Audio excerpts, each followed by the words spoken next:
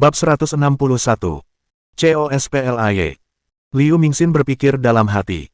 Aku bodoh jika mempercayaimu. Aku masih ingat bagaimana toko buku Turki Mingcheng tutup. Pikiran ini terlintas di benaknya, tetapi dia tidak bisa mengatakannya dengan lantang. Yang bisa dilakukan Liu Mingxin hanyalah mengingatkan dirinya sendiri untuk sangat berhati-hati.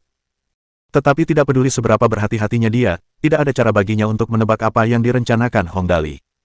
Dia hanya bisa mencoba yang terbaik untuk mengikutinya. Aku akan memposting pesan dalam game untuk beriklan, apa yang Tuan Muda Dali ingin lakukan. Hong Dali berkata, sederhana saja, yang perlu kamu lakukan adalah menyebutkan bahwa kami memiliki pusat pelatihan khusus dan memastikan bahwa kamu menyiapkan server game khusus, yang memungkinkan banyak orang berkumpul dan menonton. Kamu jenius, tentu kamu bisa mencari tahu sendiri. Liu Mingxin memang pintar, dia dengan cepat mengembangkan idenya. Itu bukan ide yang buruk, kita akan mendapatkan server game profesional kelas atas dan menjual tiket agar orang-orang dapat menonton pertandingan, itu akan menghasilkan keuntungan bagi kita. Kita juga bisa menggembar-gemborkannya dan meningkatkan popularitas acara tersebut. Saya akan mengumumkan hadiah uang untuk pertarungan, itu akan menarik banyak perhatian. Hong Dali memberinya acungan jempol. Sangat mudah berbicara dengan orang-orang cerdas, kita akan mengadakan pertarungan tim dan pertarungan solo. Pemain terkuat dalam pertarungan solo di setiap server akan mendapatkan 50.000, pemain kedua dan ketiga akan mendapatkan 30.000, pemain keempat hingga keenam akan mendapatkan 20.000, pemain ketujuh hingga ke-10 akan mendapatkan 10.000, pemain ke-50 pertama akan mendapatkan 1.000, dan pemain ke-100 pertama akan mendapatkan 500. Pertarungan tim akan dibentuk dengan 5 pemain, dan hadiah uangnya akan berlipat ganda. Saya akan mensponsori acara tersebut. Liu Mingxin menghirup udara dingin, perasaan gelisahnya semakin kuat. Baiklah, Tuan Muda Dali, itu tidak baik, aku mendapatkan semua keuntungan, tetapi kamu mensponsori acara itu, aku akan merasa tidak enak. Hong Dali dengan tegas memukul meja. 50-50 kalau begitu, ini hal-hal kecil, tidak masalah, pertarungan akan diadakan di Stadion Olahraga Westford Loop, saya akan mengatur pemasangan beberapa layar besar, dan hasil penjualan tiket akan menjadi milik saya, setuju. Mendengar Hong Dali bersedia mengklaim sebagian pendapatan, Liu Mingxin merasa jauh lebih baik. Oke. Dia melakukan beberapa perhitungan.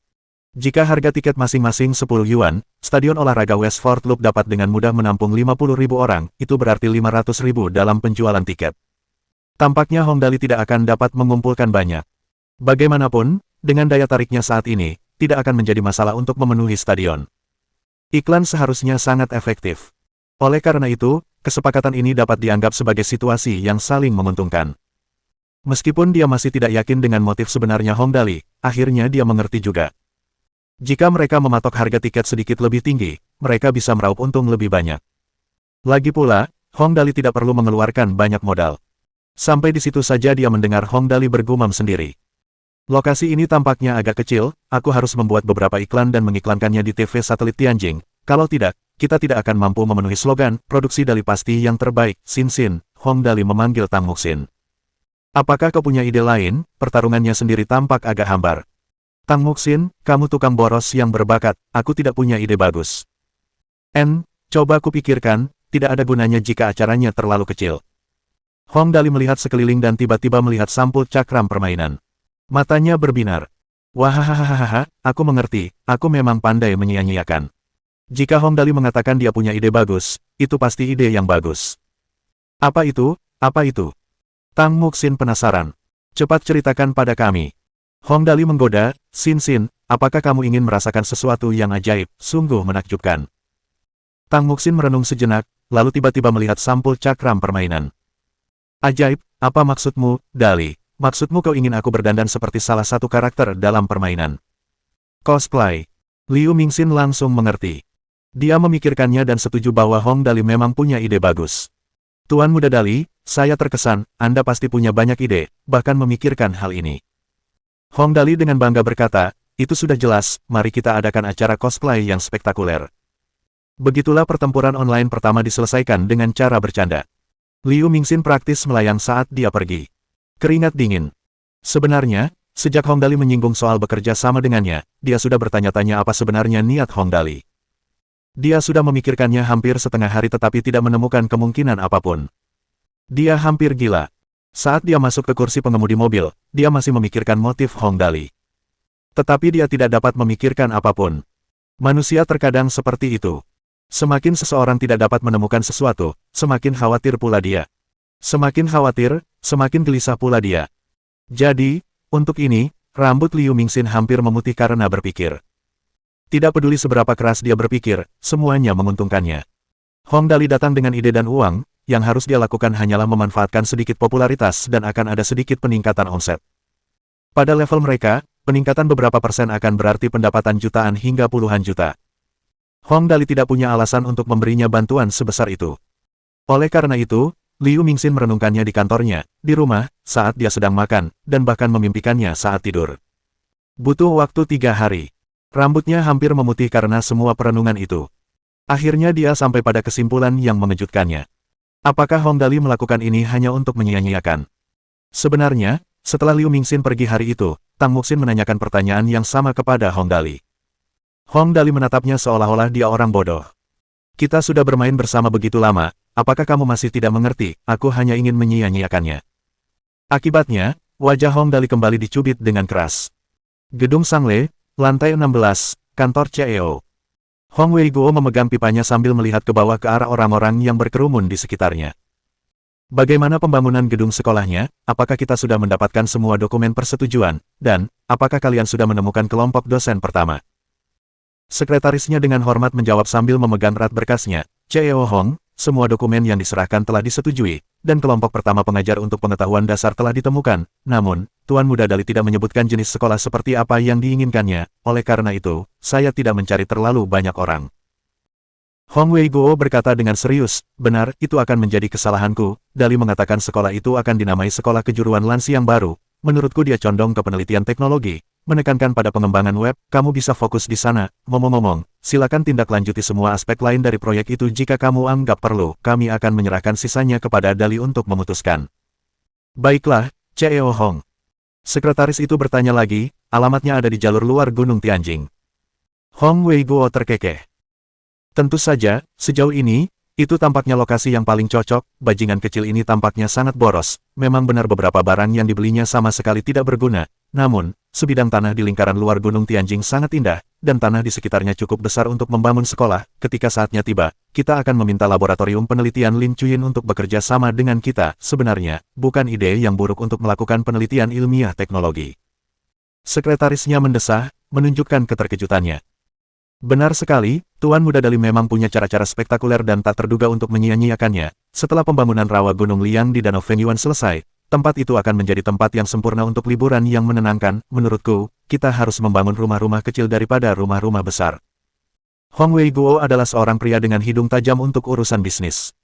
Haha, benar juga, jika kita mencermati lebih dekat ide-ide bajingan kecil itu, beberapa di antaranya sebenarnya tidak buruk. Hong Dali bercanda mengomentari rawa Gunung Liang, dan dia secara naluriah merasakan bahwa itu adalah ide yang menarik. Kita tidak hanya harus membangun lebih banyak rumah, setelah upacara pendewasaan Dali selesai, mari kita gali daerah di sekitar bukit dekat Danau Fengyuan dan biarkan danau membanjiri dasar bukit, bersihkan sampah dari danau dan temukan beberapa perahu kayu yang tampak bersejarah. Bukankah itu terdengar bagus? Sekretarisnya tidak dapat menyangkal bahwa itu adalah ide yang cukup bagus. Ya, pada saat itu, kita dapat menjualnya sebagai tempat peristirahatan alam. Pengunjung dapat merasakan pengalaman berkumpul di rawa-rawa Gunung Liang. Mereka dapat sampai di sana dengan perahu, mengenakan kostum zaman dahulu, dan menikmati hidangan anggur dan daging yang lezat bersama teman-teman. Kita dapat mengibarkan bendera besar dan membiarkan pengunjung berkeliling danau dengan beberapa perahu rekreasi. Itu pasti akan populer di kalangan wisatawan. Hong Weiguo tertawa terbahak-bahak. Hahaha, kedengarannya cukup ideal. Ya, pergilah dapatkan tanah di dalam dan di sekitar Gunung Tianjing. Aku punya firasat bahwa Dali kita akan dapat memikirkan tujuan lain untuk itu. Meskipun aku tidak tahu apa itu, aku yakin itu akan menjadi sesuatu yang spektakuler. Sekretarisnya buru-buru menjawab, ya. Hong Weiguo tiba-tiba bertanya, oh ya, bagaimana kabar Pak Tua Wang, si penata rambut, akhir-akhir ini? Sekretarisnya tidak tahu apakah harus tertawa atau menangis ketika dia menyebutkan si kakek tua eksentrik Wang. Kakek tua Wang bekerja dengan baik di tim produksi. Dia adalah pelatih bela diri yang sangat profesional. Ada banyak tawaran dari tim produksi lain yang menawarkan $1.000 sehari untuk membujuknya mengarahkan adegan aksi mereka. Namun dia menolak semuanya dengan alasan bahwa Tuan Muda Dali belum memberikan persetujuannya. Dia memiliki keterampilan yang nyata. Aku yakin bahwa ketika dia masih muda, dia mungkin salah satu dari orang-orang tangguh yang bahkan tidak berkedip ketika dikelilingi oleh puluhan penyerang. Hong Weiguo tidak tahu apakah harus menangis atau tertawa. Hehe, kami punya seorang pria yang digaji 5.000 sebulan tetapi menolak untuk pergi hanya demi 1.000 yuan sehari, bahkan aku tidak yakin apa yang sedang dilakukan anakku yang tidak berguna ini akhir-akhir ini. Sekretaris itu kemudian berkata, benar, CEO Hong, sekolah teknologi yang ingin dibuka Dali ini, apa yang akan kita lakukan dengan penerimaan mahasiswa baru, apakah kita akan mencari mahasiswa atau... Hong Weibo berkata pelan, mengenai penerimaan siswa, saya sudah memikirkannya, Dali tidak berniat mengambil untung dari sekolah ini sejak awal, saya juga tidak berharap banyak untuk mengambil untung darinya, kami akan berkontribusi pada masyarakat dan merekrut siswa dari daerah pedesaan yang miskin, ini bisa ditunda sampai sekolah dibangun, oh, apakah kita punya perkiraan biaya untuk pembangunannya? Bab 162. Masalah Xiaoyi. Sekretaris itu berkata, sudah hampir siap, lahannya sudah terbentuk dengan baik, jadi, hampir tidak ada biaya untuk itu, mengenai konstruksinya, jika kita membangunnya berdasarkan standar industri tertinggi, biayanya sekitar 5 juta, semua perabotan dan peralatan terbaik akan berjumlah sekitar 1 juta, jika kita tambahkan semua pengeluaran lain-lain, Departemen Akuntansi memperkirakan total biaya tidak akan melebihi 20 juta, jumlah investasi ini sebanding dengan sekolah menengah atas terkemuka di kota ini, masalahnya, kita masih belum yakin tingkat apa yang akan dilayani sekolah kita, jika diperuntukkan bagi sekolah menengah pertama hingga universitas, biaya yang diproyeksikan akan lebih tinggi. Hong Weibo berkata tanpa ragu, kalau begitu, biarlah lebih tinggi, mari kita buat perkiraan 30 juta dulu, naikkan dari sekolah dasar ke universitas, tunggu. Mata Hong Weibo tiba-tiba berbinar. Bajingan kecil ini tanpa sengaja membuka jalan untukku. Sekretaris itu terkejut sesaat. Hah? Hong Weibo tertawa. Di masa depan, ketika perusahaan kami membutuhkan bakat tertentu, kami akan mendirikan fakultas untuk mata kuliah tersebut di sekolah, programmer internet, animator, pengembang web, pusat data, apapun yang kami butuhkan, efeknya mungkin tidak langsung terlihat, tetapi dalam jangka panjang, sekolah ini berpotensi menjadi salah satu fasilitas inti Sangle. Sekretaris itu ternganga. Saya tidak akan pernah mencoba mengalahkan Tuan Muda Dali lagi. Di dalam kota Tianjing, seorang pria yang tampak seperti bos bertanya kepada kepala pelayannya, anak super hilang dari keluarga Hong mengadakan upacara kedewasaan. Kepala pelayan itu dengan hormat menyerahkan undangan itu. Ya, Tuan Tua, mereka sudah mengirimkan kartu undangannya. Ya, coba saya lihat, tanggal 28 Mei di malam hari, di kapal pesiar Changjiang Gold, bukankah kapal ini agak kecil, terserahlah pokoknya, saya harus pergi ke pantai Beijing, saya akan menganggapnya sebagai liburan 2 hari saja, lokasinya adalah. Bos itu melirik sekilas undangan itu dan merasa bingung. Setelah melihat lebih dekat, matanya membelalak karena terkejut. Lokasinya di Danau Fengyuan di lingkar keempat barat kota Tianjing. Apa kau sudah mendengarnya? Keluarga Hong benar-benar mengalahkan diri mereka sendiri kali ini. Mereka benar-benar mengangkut seluruh kapal pesiar ke Danau Fengyuan untuk upacara kedewasaan putra mereka yang luar biasa. Hong Dali, kapal itu beratnya puluhan ribu ton, aku heran bagaimana dia melakukannya. Bagaimana mungkin aku tidak tahu berita sebesar itu? Kudengar biaya transportasi saja mencapai puluhan juta, itu pun karena Danau Fengyuan terhubung dengan salah satu sungai besar yang digunakan untuk transportasi di kota Tianjing, kalau tidak, biayanya pasti lebih mahal. Anak yang hilang, Hong Dali, Hong Weibo, ternyata ikut bermain dengannya, tidak ada yang bisa dibandingkan. Jangan pikirkan itu lagi, tidak ada cara untuk membandingkannya, menurutku, Hong Weibo begitu murah hati kali ini karena dia ingin menyampaikan pesan kepada semua orang, maksudnya, jika ada yang berani menyentuh Hong Dali, dia akan melindunginya dengan segala cara. Itu sudah jelas. Menghabiskan 10 juta hanya untuk biaya transportasi untuk upacara kedewasaan, siapapun bisa tahu betapa Hong Weibo memanjakan Hong Dali. Kerja keras tidak akan bisa menang jika terlahir di keluarga baik-baik. Tidak ada gunanya kita iri dan cemburu. Kita berada di level yang berbeda. Lingkungan Danau Fengyuan. Ibu, lihat, mengapa ada kapal sebesar itu di sana? Jangan konyol, Danau Fengyuan tidak cukup besar untuk kapal besar, sungguh ada kapal besar. Ibu, apakah alien menyerang bumi, bagaimana kapal sebesar itu bisa sampai di sini? Aku juga tidak tahu, mungkin seseorang memindahkannya. Mustahil bagi kita untuk memahami orang kaya. Ibu, bolehkah kami naik dan melihatnya? Tentu saja tidak. Tidakkah kau lihat orang-orang berkerumun di tepi danau? Tidak ada yang berani naik. Oh, baiklah kalau begitu. Di persimpangan kota Tianjing, lingkar barat keempat dan lingkar utara kedua, laboratorium Lin Chuyin. Suara Lin Chuyin tenang seperti biasa saat dia berbicara kepada telepon yang melayang di tengah laboratoriumnya. Baiklah, upacara kedewasaan Hong Dali, ya, aku tahu, aku akan datang. Ketika Lin Chuyin setuju untuk menghadiri upacara kedewasaan Hong Dali, ayahnya di ujung telepon terkejut. Chuyin, kamu benar-benar akan pergi, kamu biasanya tidak menghadiri acara seperti itu. Lin Chuyin menjawab dengan tegas sebelum mematikan telepon dan melanjutkan penelitiannya. Hong Dali adalah temanku, jadi aku akan pergi. Kota Tianjing, villa di tepi Danau Hong di barat daya, villa nomor 16. Hong Anbao bersandar dengan marah di sofa dan terus berteriak, "Sial, Hong Dali adalah pria yang sangat beruntung. Upacara kedewasaannya merupakan acara berskala besar. Seluruh kota Tianjing tahu bahwa paman kelima saya menghabiskan lebih dari 10 juta untuk mengangkut kapal pesiar ke Danau Fengyuan. Saya heran bagaimana mereka melakukannya. Saya dengar mereka mengerahkan 90 truk berat dan 20 helikopter untuk memindahkannya. Sungguh pemboros, dia punya terlalu banyak uang dan tidak punya tempat untuk dibelanjakan." Ayah Hong Anbao, Hong Jianye, memegang segelas anggur merah dan duduk dengan kaki disilangkan. "Kenapa kamu repot-repot memikirkannya? Kekhawatiran terbesarku adalah, Wei Guo melakukan ini dengan sengaja untuk pamer kepada kita. Hehe, upacara kedewasaan yang sangat besar. Dia memberitahu kita siapapun yang memiliki niat buruk terhadap Hong Dali untuk berpikir 2 kali, pertemuan keluarga akan mendatanginya, dan dia memberi kita peringatan." Hong Anbao berkata dengan nada meremehkan, "Bukankah seharusnya Hong Dali tidak terlalu dirugikan selama pertemuan keluarga? Dengan melakukan itu, bahkan jika Hong Dali sama sekali tidak berguna, tidak ada yang berani menyentuhnya. Selain itu, entah Hong Dali benar-benar beruntung atau dia memiliki bakat yang nyata, setiap proyek yang dia geluti sejauh ini telah menghasilkan cukup banyak uang, sangat sulit untuk berurusan dengannya." Hong Jianye terkekeh. Kita akan mengambil tindakan yang tepat saat situasi mengharuskannya, bahkan jika dia berhasil melewati pertemuan keluarga ini, dia hanya akan mengambil kesempatan untuk menyia-nyiakan lebih banyak di masa depan. Penjualan minuman Fierce Bullmu telah pulih cukup banyak dalam 2 hari ini. Meskipun masih belum dapat memenuhi harapan kita, itu mungkin cukup untuk membuatmu berada di antara 3 teratas generasi muda. Kudengar orang-orang tua itu punya rencana untuk menambah jumlahnya menjadi 5 selama pertemuan keluarga. Tampaknya ada 2 lagi di antara generasi muda yang membuktikan potensi mereka. Tidak peduli apapun, kamu hanya harus mempertahankan posisi kita dalam 5 dan berusaha untuk mendapatkan tempat ketiga. Hong Anbao mengangguk.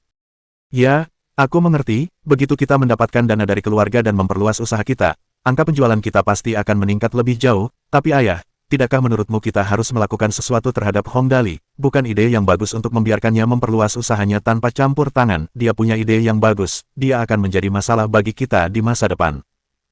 Hong Jianye menyesap anggurnya dan berkata, "Haha, jangan khawatir, aku sudah memikirkan sesuatu dan membuat rencana. Kita mungkin tidak melakukan apapun pada Hong Dali, tetapi kita tidak punya masalah dengan orang-orang di sekitarnya." Beberapa hari berikutnya tenang, dan segera tiba hari ulang tahun Hong Dali, tanggal 28 Mei. Saat bel pulang berbunyi, Hong Dali meregangkan tubuhnya dengan malas dan bangkit dari tempat duduknya sambil memeluk Quentin. "Wahahaha, sekolah akhirnya berakhir, terlalu membosankan, ayo bermain." Ling Yi memanggilnya dari belakang. "Kakak Dali, malam ini ada upacara kedewasaanmu, kami semua akan hadir, hehe." Hong Dali memegang peluru baja itu dan berlari keluar. "Ah, semua orang sudah pergi, haha, sampai jumpa malam ini." Teman-teman sekelasnya semua iri padanya. Ya, mereka benar-benar mengangkut kapal pesiar yang sangat besar untuk upacara kedewasaannya, tidak ada bandingannya.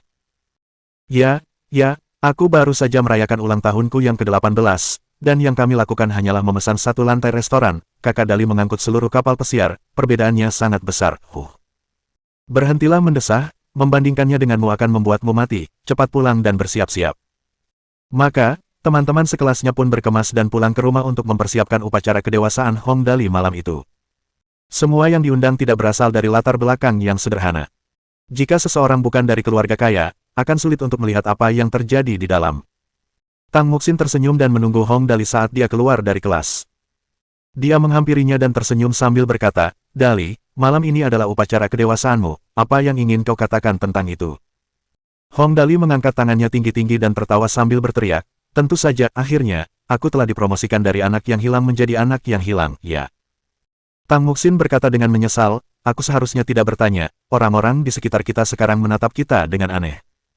Keduanya melangkah keluar dari gerbang sekolah bersama-sama dan menaiki Soaring Angel. Hong Dali bertanya kepada Xiaoyi karena kebiasaan, "Xiaoyi, apakah ada kabar baik akhir-akhir ini?" Biasanya, saat dia menanyakan hal ini, Ling Xiaoyi akan segera menceritakan kejadian hari itu. Namun, hari ini tidak ada tanggapan darinya. Tepat saat Hong Dali bertanya-tanya apa yang terjadi, pengemudi Wang Mingyu berbalik dan melapor kepadanya, "Tuan Muda Dali, sepertinya ada keadaan darurat di keluarga Nona Xiaoyi," dan dia bergegas pergi. Saya ingin bertanya kepadanya tentang hal itu, tetapi kemudian berpikir lebih baik dan memutuskan untuk menunggu dan melihat keputusan Anda. Hong Dali mengerutkan kening. Ada sesuatu yang terjadi di keluarga Xiaoyi. Apa yang begitu mendesak? Tang Muxin berkata, "Biasanya kakak Xiaoyi sangat tenang dan kalem, pasti ada sesuatu yang serius jika dia pergi terburu-buru. Dali, cepat tanyakan padanya. Dengan Ling Xiaoyi yang menangani masalah untuknya secara teratur, Hong Dali tidak perlu khawatir. Sekarang keluarga Ling Xiaoyi dalam masalah, sebagai tuan mudanya, dia seharusnya khawatir. Hong Dali mengeluarkan ponselnya dengan tegas, mencari nomornya, dan menelepon. Xiaoyi, apa yang terjadi? Aku mendengar sesuatu terjadi di rumahmu. Tidak seperti sikapnya yang biasa, Ling Xiaoyi jelas menangis. Tuan muda, tolong adik laki-laki saya, tolong bantu adik laki-laki saya. Dia pasti mengalami sesuatu yang mengganggu.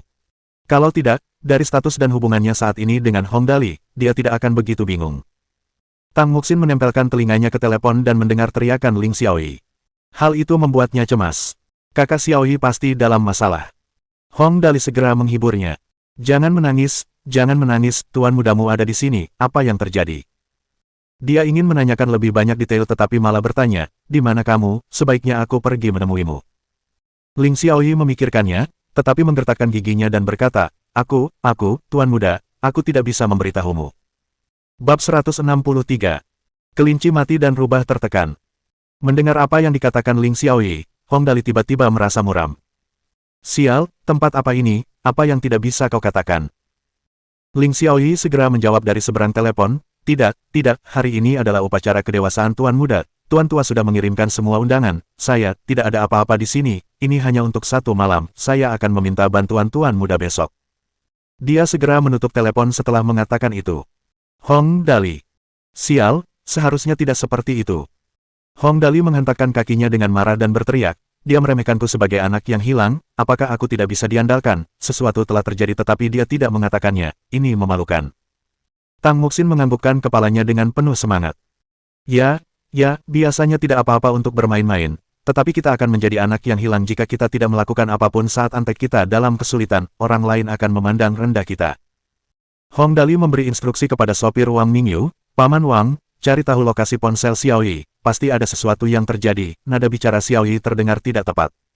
Baik, tuan muda. Wang Mingyu segera mengeluarkan ponselnya dan mulai menghubungi sebuah nomor.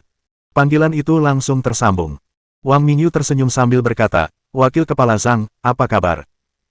Wakil Kepala Zhang tertawa sambil menjawab, biasa saja, apa yang terjadi hingga sopir Wang terpikir untuk menelepon saya hari ini, apakah ada yang perlu Anda bantu, saya pasti akan membantu Anda jika itu dalam kendali saya.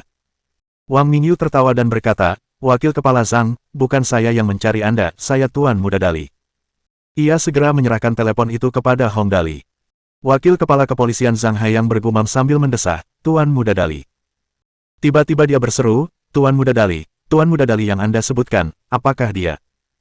Hong Dali tertawa dan berkata, apakah ini Paman Zhang, saya Hong Dali. Ketika Zhang Haiyang mendengar suara Hong Dali, dia menjawab dengan cepat dan hati-hati, tidak ada apa-apa, Tuan Muda Dali, saya tidak menyangka Anda akan mencari saya, apa yang bisa saya bantu? Keluarga Hong tempat Hong Dali berasal sangat berpengaruh di dunia bisnis dan politik. Bagaimanapun, mereka adalah keturunan dari pendiri negara. Mereka mungkin tidak memiliki kendali atas segalanya, tetapi meminta bantuan dari wakil kepala kepolisian sudah cukup. Hong Dali memikirkannya dan berkata perlahan, begini, Paman Zhang, saya punya staf yang kompeten, bernama Ling Xiaoyi, ada sesuatu yang terjadi di keluarganya, tetapi dia menolak memberitahu saya apa yang sedang terjadi. Paman Zhang, bisakah Anda membantu saya memeriksa lokasi ponselnya? Itu bukan masalah besar. Hanya memeriksa lokasi nomor telepon. Zhang Haiyang tentu saja tidak bisa menolak permintaan itu. Tentu, tidak masalah, biarkan aku mengaturnya, 10 menit. Terima kasih, Paman Zhang, hehe. Hong Dali terkekeh sambil menutup telepon.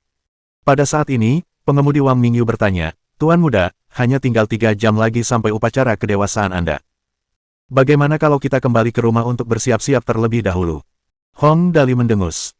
Tidak usah terburu-buru, aku tidak berminat jika tidak tahu apa yang terjadi dengan Xiaoyi. Dia sudah mengikutiku cukup lama, dan dia orang yang baik, aku tidak bisa duduk diam dan tidak melakukan apa-apa.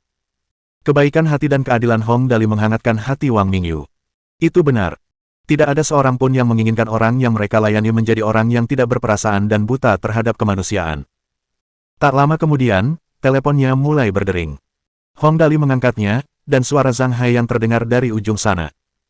Tuan Muda Dali, saya menemukannya, lokasi terakhir telepon Nona Ling Xiaoyi adalah. Hong Dali berkata, di mana itu, katakan saja, jangan bertele-tele. Zhang Haiyang berhenti sejenak sebelum berkata, itu di penjara kota Tianjing Barat, Nona Ling Xiaoyi sebenarnya pernah ke sana. Saya juga penasaran, oleh karena itu, saya meminta beberapa anak buah saya untuk mencari tahu lebih lanjut, ternyata saudara laki-lakinya ada di penjara. Saudara laki-laki Ling Xiaoyi ada di penjara. Hong Dali bertanya dengan rasa ingin tahu, tidak mungkin, aku pernah mendengarnya berbicara tentang kakaknya. Dia berusia 19 tahun ini dan belajar di sekolah menengah atas yang berafiliasi dengan Universitas Tianjin Sifan, kelas 3, kelas 14, nilainya tidak buruk. Bagaimana dia bisa berakhir di penjara? Apakah dia berkelahi dengan seseorang, memukul seseorang? Ini tidak masuk akal. Zhang Haiyang juga penasaran, tidak. Tidak. Jika itu hanya masalah kecil seperti berkelahi, aku bisa mengeluarkannya dari sana dengan mudah. Masalahnya adalah dia ada di sana untuk urusan lain, aku tidak bisa membuat keputusan itu begitu saja. Dia tidak mungkin membunuh seseorang. Hong Dali tidak bisa berkata apa-apa. Masalah hidup atau mati. Dia langsung berteriak melalui telepon, Paman Zhang, cepat katakan sesuatu, aku sangat ingin mati. Baiklah, aku akan mengatakannya. Tapi aku akan mengatakan ini terlebih dahulu, jangan terlalu bersemangat, Tuan Muda Dali. Zhang Haiyang menelan ludah. Kakak Nona Ling Xiaoyi adalah Ling Mufeng. Alasan dia di penjara adalah karena dia mengambil Blue Fantasy dan tertangkap. Fantasi biru. Hong Dali bertanya dengan rasa ingin tahu, apa itu? Jangan bilang itu pil ajaib kecil itu. Zhang Haiyang berkata, itulah yang terjadi, dan akibatnya terlalu kuat. Oleh karena itu, aku tidak berani melepaskannya begitu saja. Jika dia tidak bisa menanggung akibatnya, itu akan menjadi bencana. Hong Dali melempar ponselnya ke lantai dengan kesal. Sial! Apa Ling Mufeng gila sampai memakan sesuatu seperti itu? Paman Wang, ayo kita pergi ke penjara kota Tianjing Barat. Aku ingin mencari tahu sendiri mengapa orang yang luar biasa seperti itu mau melakukan hal seperti itu. Untung saja kualitas ponsel edisi terbatas seharga 125.000 ini cukup bagus. Suara Zhang Haiyang masih bisa terdengar jelas. Tuan Muda Dali, jangan terlalu bersemangat, Tuan Muda Dali. Tang Muxin mendengar semuanya dan ikut marah. Kakak Xiaoyi orangnya baik sekali. Kenapa kakaknya melakukan hal seperti itu? Untungnya, Wang Mingyu sudah berpengalaman dan berkata sambil menyalakan mobil, Tuan Muda, ini tidak sesederhana yang terlihat. Hong Dali mengangguk. Aku tahu, seorang siswa berprestasi mungkin terkadang mendapat masalah karena perkelahian, tapi, mengonsumsi narkoba, ini tidak masuk akal. Sin, bagaimana menurutmu?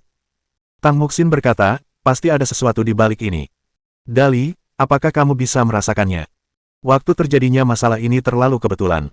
Hong Dali mengangguk. Ya, itu bertepatan dengan upacara kedewasaanku, tertangkap basah karena mengonsumsi narkoba. Biasanya, ketika orang tertangkap basah, mereka pasti sudah mengonsumsinya beberapa kali. Tidak mungkin dia tertangkap basah hanya karena mengonsumsinya sekali. Dia pasti dijebak atau tertangkap basah karena alasan tertentu. Ya, itu juga dugaanku.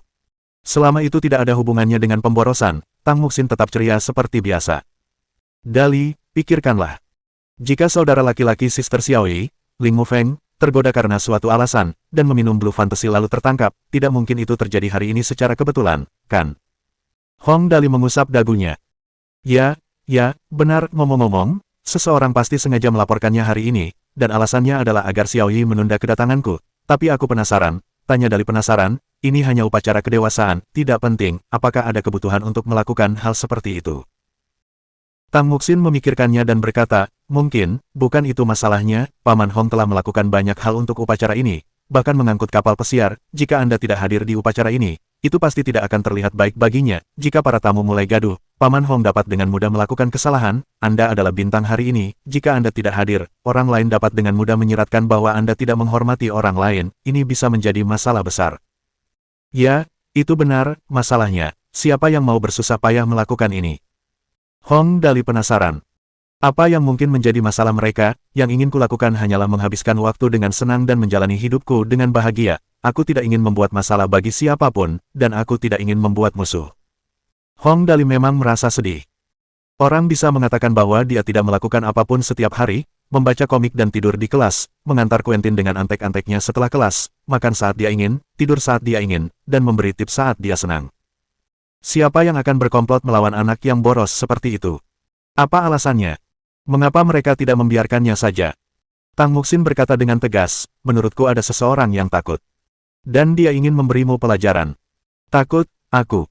Hong Dali menunjuk dirinya sendiri. Siapa yang takut pada anak yang hilang? Tidak mungkin, aku sangat pendiam. Tang Muxin menyodoknya dengan marah. Rendah hati. Kamu.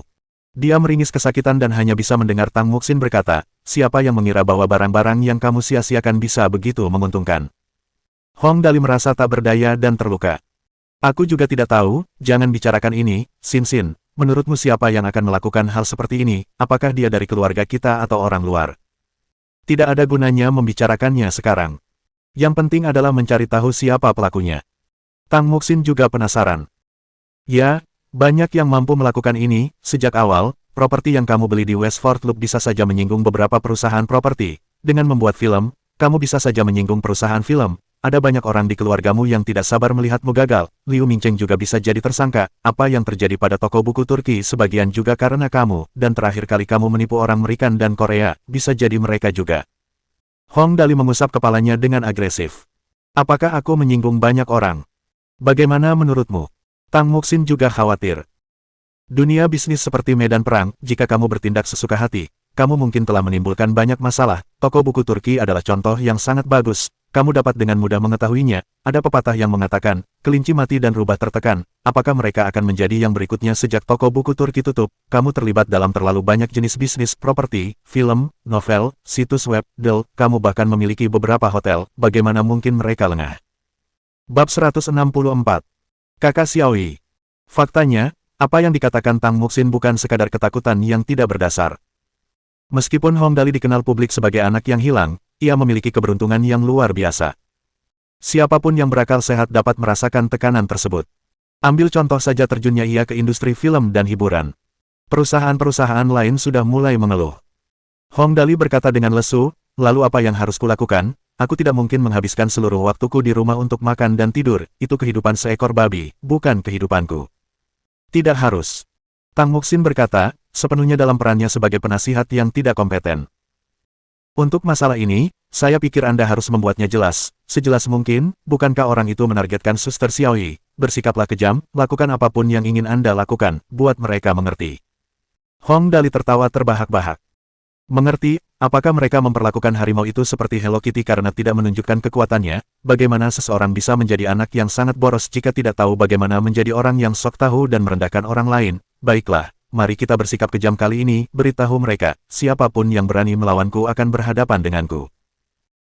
Tang Muxin berkata sambil tersenyum, semangatmu tampaknya cukup tinggi, kita akan mencoba mencari dalang di balik semua ini, bahkan jika kita tidak dapat menemukan siapa orangnya, kita dapat menyingkirkan sarang antek-antek itu dalam satu gerakan. Dengan cara ini, lain kali, jika ada yang berani menargetkanmu, mereka harus mempertimbangkan apakah ada yang bersedia mengambil alih pekerjaan itu. Hong Dali mendengus. Ayo kita lakukan saja, ayo, mari kita bertarung sepuasnya hari ini. Penjara Barat Kota Tianjing.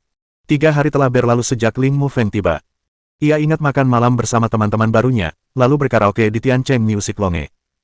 Ia masih ingat saat polisi dari regu anti narkoba menyerbu masuk, kedua teman barunya kebetulan sedang pergi ke kamar mandi.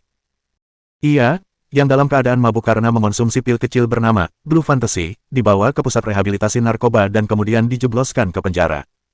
Itu suatu kebetulan atau bukan? Dia adalah siswa yang sangat baik. Dia mendapat peringkat ketiga di tahunnya selama ujian tersebut dan sedang dalam suasana hati yang baik. Saat itu kebetulan di akhir pekan, dan dia pergi ke kafe internet. Di sana, dia mulai mengobrol dengan dua pria yang sedang bermain game yang sama dengannya. Setelah beberapa lama, mereka pun menjadi teman. Setelah itu, mereka mengajaknya makan siang dan bahkan mengatakan akan merekomendasikan pacar kepadanya. Meskipun dia tidak menerima undangan tersebut, mereka cukup akrab. Kebetulan dia pulang sekolah lebih awal hari itu, jadi mereka pergi ke bar bersama. Mereka minum-minum dan bernyanyi. Kemudian, dia mulai merasa aneh. Dia sangat gembira.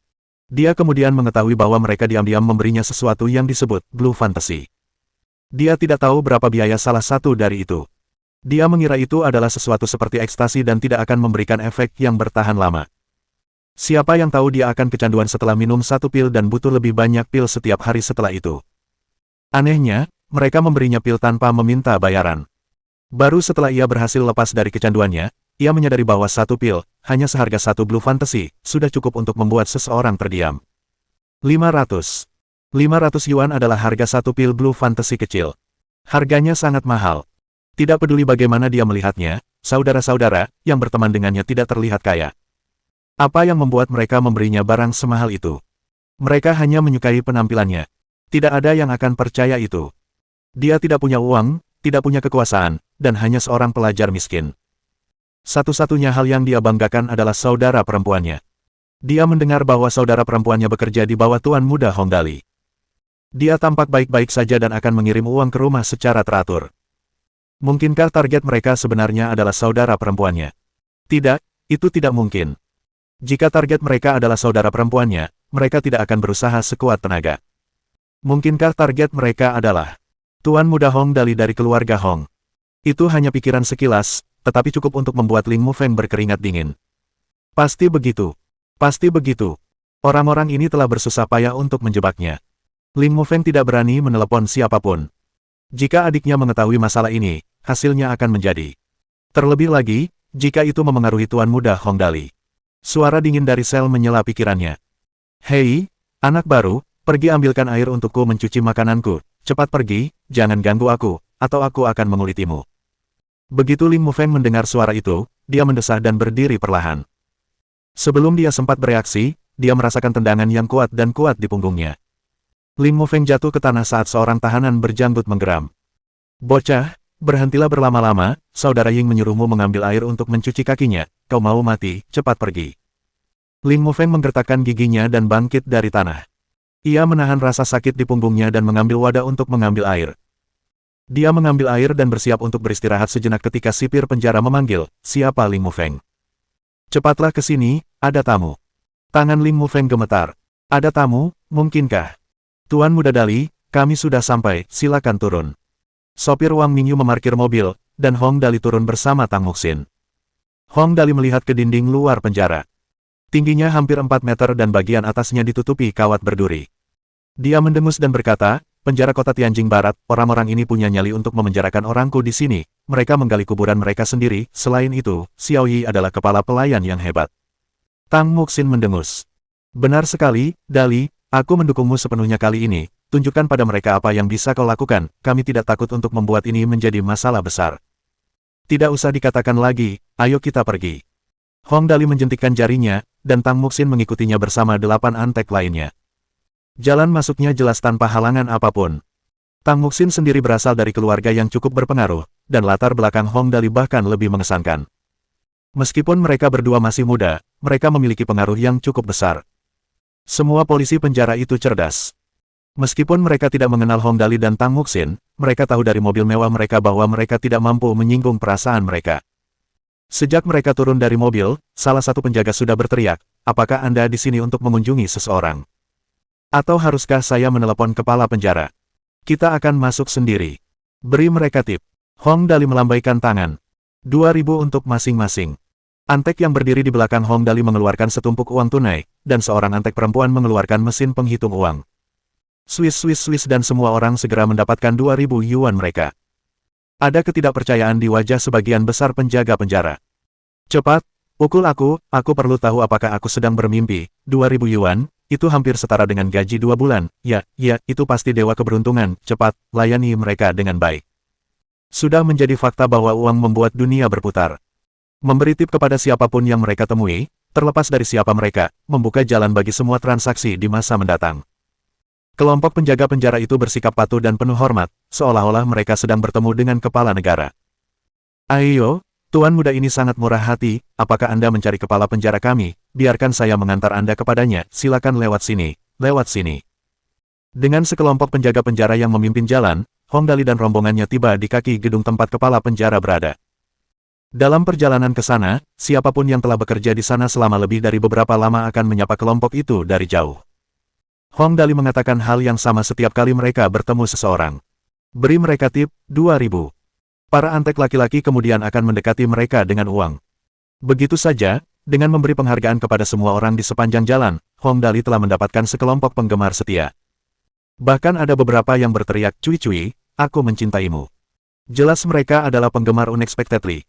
Tang Muxin terkekeh. Kau seperti anak kecil yang menyebarkan kekayaan, kau tampak populer dimanapun kau pergi. Kesombongan gadis kecil itu sepenuhnya terpuaskan.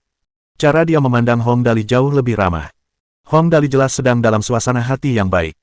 Sambil tertawa, dia berkata, tentu saja, aku anak yang sangat boros, kita harus terlihat baik dimanapun kita pergi. Mereka segera tiba di kantor kepala penjara. Mereka telah sepakat bahwa dia akan bertindak seperti orang sombong yang sok penting. Agar dapat memainkan perannya dengan baik, Hong Dali bahkan tidak mengetuk pintu. Dia menendang pintu hingga terbuka, sambil tersenyum saat masuk. Saat itu hampir tengah hari, dan kepala penjara sudah siap untuk tidur siang.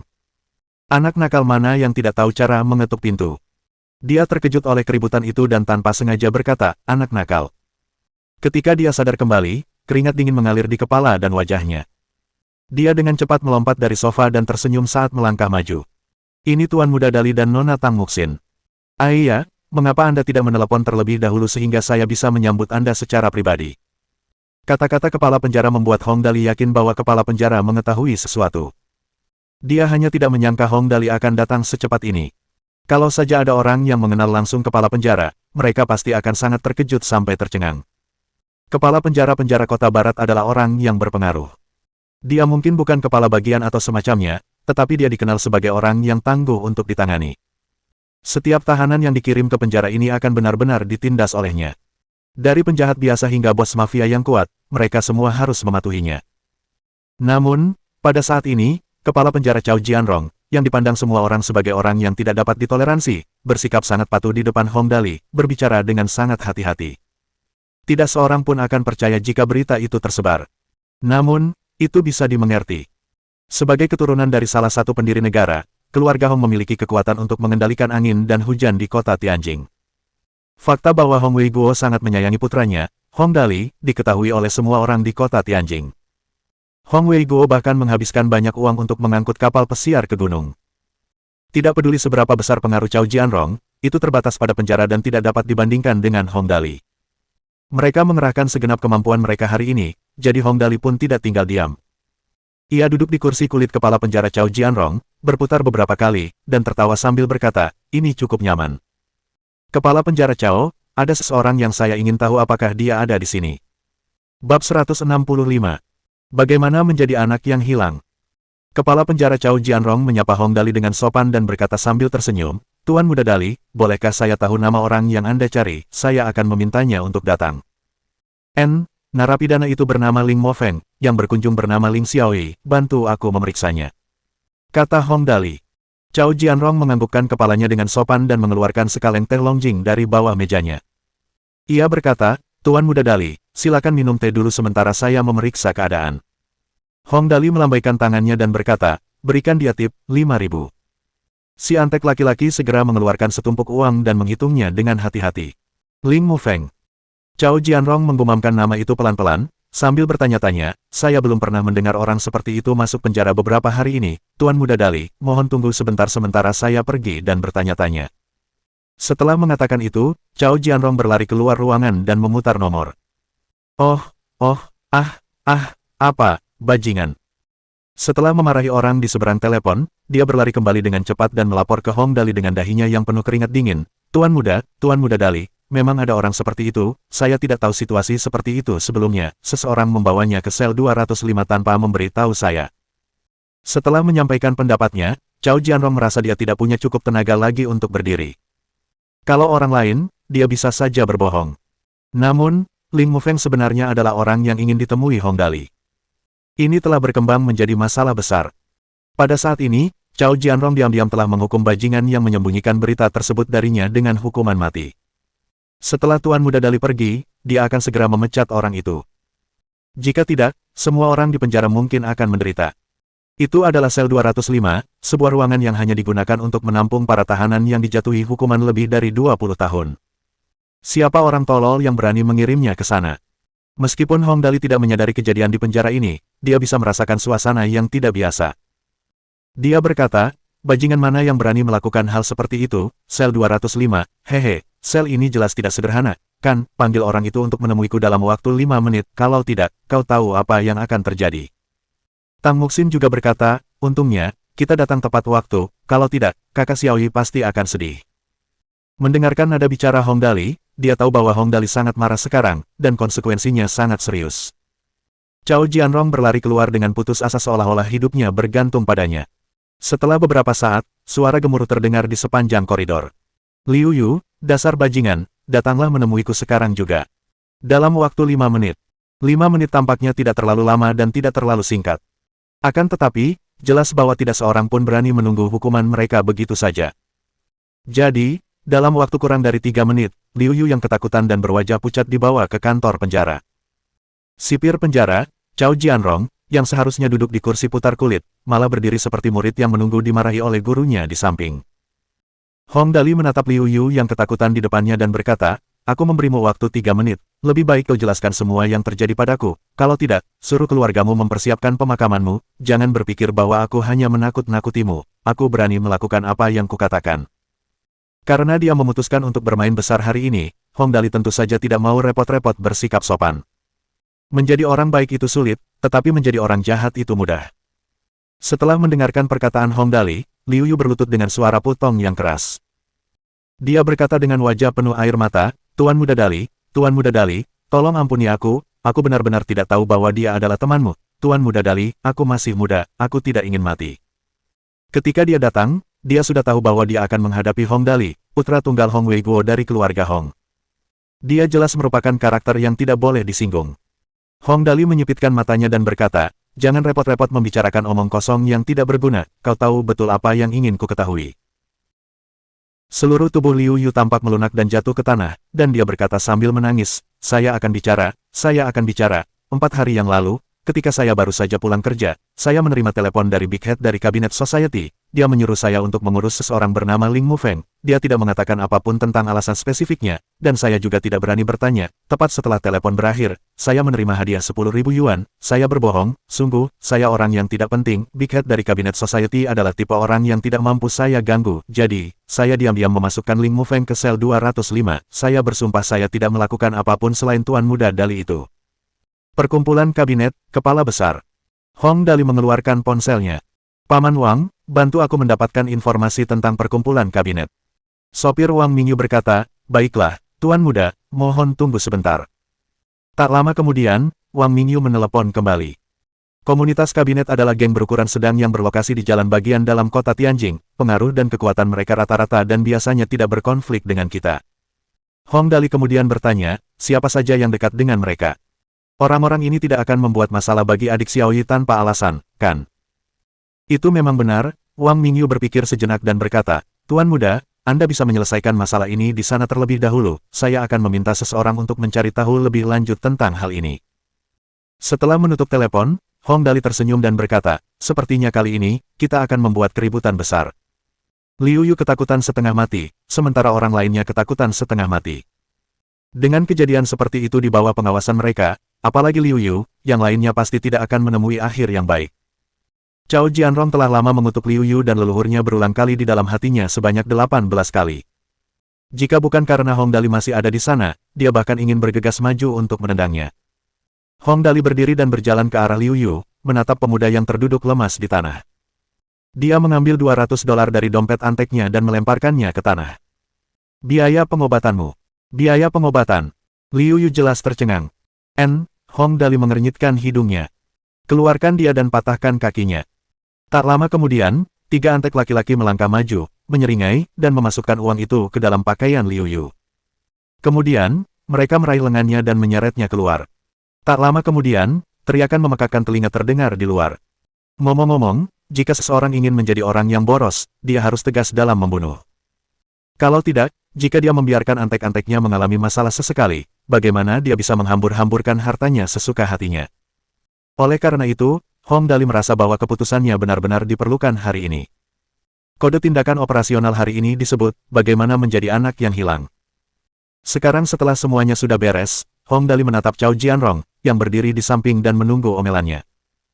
Dia berkata, baiklah, jangan memasang wajah seolah-olah kamu baru saja disambar petir, apa yang terjadi hari ini bukan salahmu, ayo, bawa aku menemuinya, aku ingin tahu bagaimana keadaannya sekarang. Mendengar ini, tubuh Cao Jianrong mulai gemetar.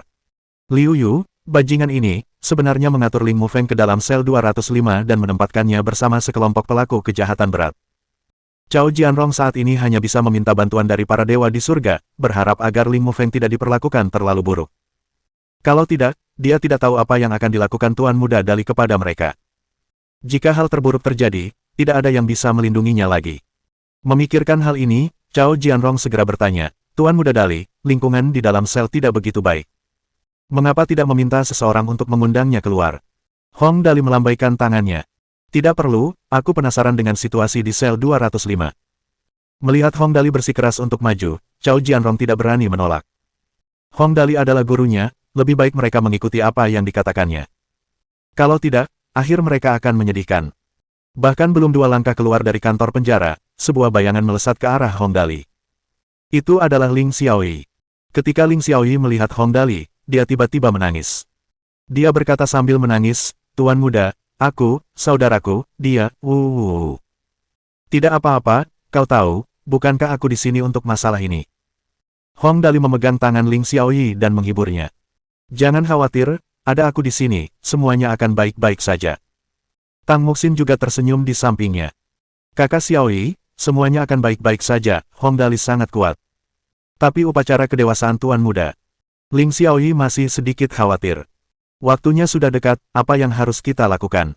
Kita harus menyelesaikan ini dengan cepat. Hong Dali melambaikan tangannya. "Ayo pergi." Mereka segera memasuki gedung tempat para narapidana ditahan.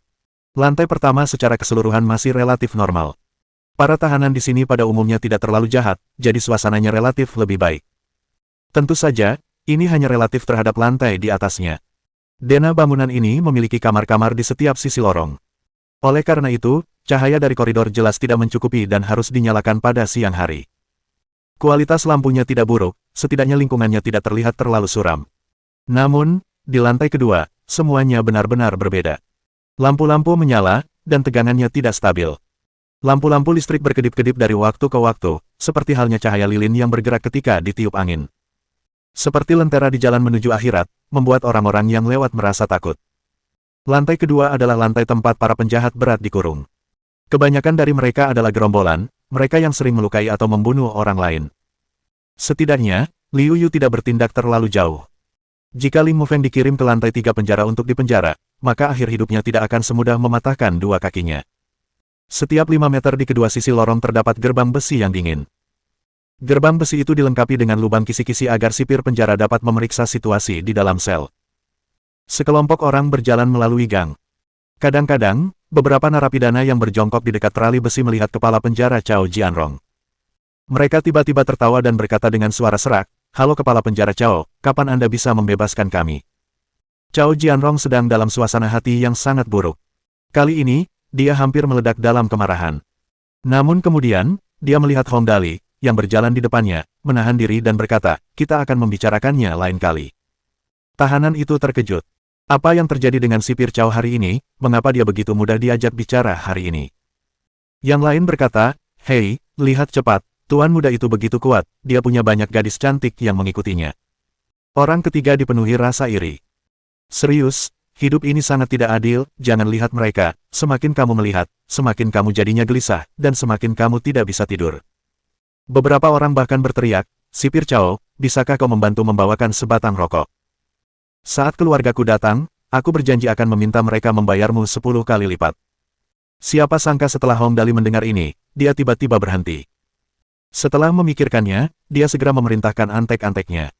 "Beli 10 batang rokok, itu akan berguna nanti." Bab 166. Aku tidak melihat apa-apa. Mendengar instruksi Hong Dali, antek laki-laki itu berlari keluar seperti embusan angin. Hanya dalam beberapa menit, ia membawa kantong plastik hitam besar berisi sedikitnya 20 karton rokok di dalamnya dan berlari kembali. Hanya dengan melihat sekilas bungkusnya, orang akan tahu bahwa itu semua barang asli. "Lumayan," kata Hong Dali dengan senyum yang mempesona. Indra yang tajam dan cepat bertindak. Kemudian dia berkata, "Keluarkan semua kotak dari karton." Kemudian sekelompok orang mulai mengeluarkan rokok di depan para tahanan. Setelah 1 karton kosong, Hong Dali mengambil sekotak rokok dan membuangnya. Dia tersenyum dan berkata, "Ambillah, aku butuh bantuanmu nanti." Tahanan itu tiba-tiba membelalakan matanya dan memegang rokok erat-erat di tangannya seperti pelempar profesional yang memegang bola bisbol. Dia merasa seolah-olah telah memenangkan lotre 5 juta, dan matanya dipenuhi dengan kegembiraan dan kepuasan yang tak terlukiskan. Dengan contoh seperti itu di depan mereka, para tahanan di sel lain mulai membuat suara-suara yang menggetarkan, saling berdesakan untuk mendekati pintu. Sepertinya mereka sangat ingin keluar dan membunuh musuh mereka yang paling dibenci. Hong Dali tertawa dan mulai membuang kotak-kotak rokok. Setelah membuang lebih dari setengahnya, dia berkata, "Bantu aku melakukan sesuatu nanti." Setelah mendengar perintah Dewa Keberuntungan, para tahanan langsung berlutut dan berkata, jika Tuan Muda butuh bantuan, tolong beritahu kami akan melakukannya apapun yang terjadi. Sel-sel yang lebih dalam di lorong itu kosong. Jadi, tidak banyak gangguan dalam perjalanan mereka. Hong Dali dan kelompoknya segera sampai di sel 205. Ini adalah sel tunggal yang terletak di ujung lorong. Sebagai kepala penjara di penjara ini, Cao Jianrong tentu paham betul bagaimana hebatnya sel 205. Bisa dikatakan bahwa ini adalah sel dengan tahanan paling buas dan kejam di lantai 2. Mereka semua mengikuti hukum rimba. Hanya orang yang paling buas dan paling kejam yang bisa menjadi bos sel 205, bahkan bos lantai 2. Semua orang harus mematuhi apa yang dikatakan bos. Berdiri di pintu masuk sel 205, kepala penjara Cao berkata dengan hati-hati, Tuan Muda, izinkan saya memanggil orang untuk masuk dan meminta Ling Mufeng keluar, saya tidak ingin merusak suasana hati Anda. Setelah sampai di sini, Cao Jianrong merasa seolah-olah dia telah mencapai gerbang neraka. Namun, dia hanya bisa mengumpulkan keberaniannya dan membuka gerbang itu, seolah-olah melakukan perlawanan terakhirnya yang putus asa. Hong Dali tidak peduli dengan kata-kata Cao Jianrong. Dia menariknya ke samping dan berkata, karena kita sudah di sini, bagaimana mungkin kita tidak masuk dan menjelajah? Keringat dingin mulai terbentuk di dahi Cao Jianrong.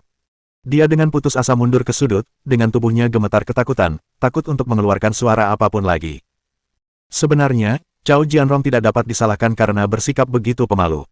Sel 205 berbeda dari sel normal. Hanya tahanan yang paling ganas dan kejam yang ditahan di dalamnya, sebagian karena aturan penjara. Lantai pertama biasanya digunakan untuk menampung pencuri yang tidak melakukan pelanggaran besar dan biasanya dibebaskan setelah sekitar 10 hari.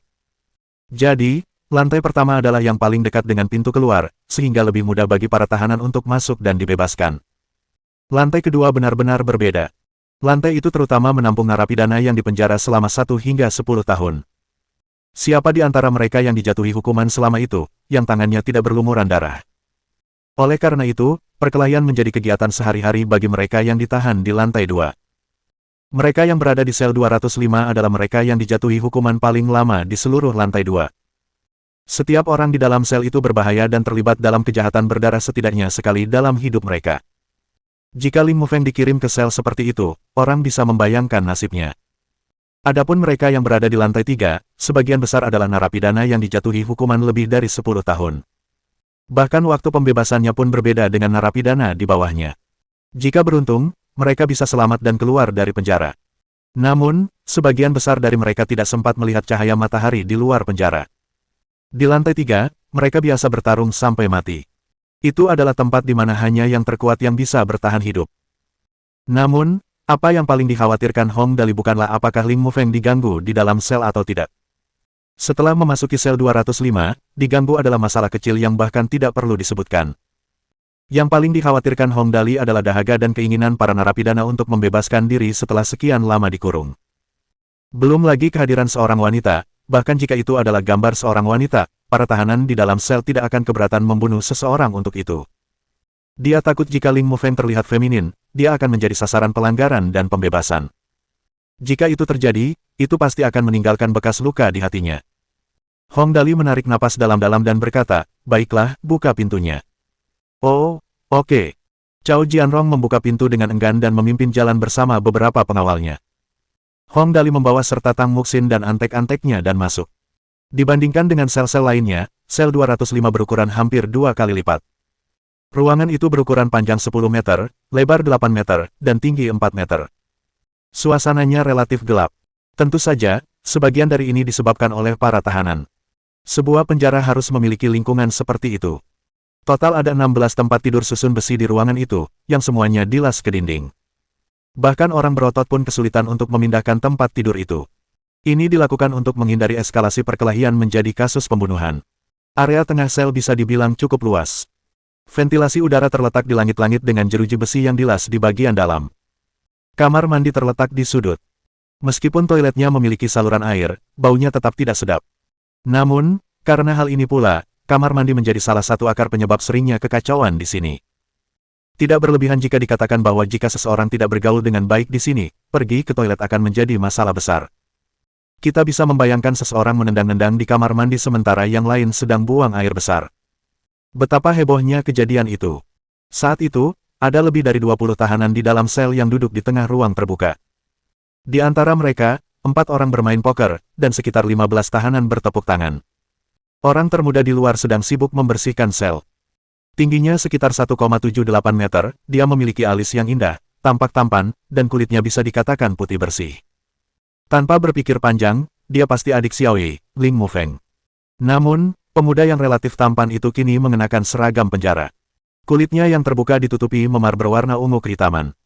Hidungnya merah dan bengkak, matanya hitam dan biru, dan sudut mulutnya sudah robek, dengan noda darah kering di dekat mulutnya. Adapun rambutnya, sudah dicukur, menyisakan sekitar 5 mm rambut bayi. Hong Dali menganggukkan kepalanya. Setidaknya, dia masih tampak cukup baik dan maskulin serta tidak akan dianggap banci oleh para narapidana. Kesuciannya seharusnya tetap terjaga. Melihat saudaranya lagi, Ling Xiaoyi tidak dapat menahan tangisnya. Hong Dali menggelengkan kepalanya tanpa suara. Tidak heran dia menangis seperti ini. Untungnya, mereka datang lebih awal. Kalau tidak, Ling Mufeng akan lebih menderita dari ini. Dengan masuknya orang secara tiba-tiba ke sel 205, semua orang langsung mengalihkan perhatian ke Hong Dali, menebak apa niatnya. Ketika Ling Mufeng melihat kejadian seperti itu, terutama saat sipir penjara dan saudara perempuannya ada di sana, dia dengan tegas berlari ke arah mereka.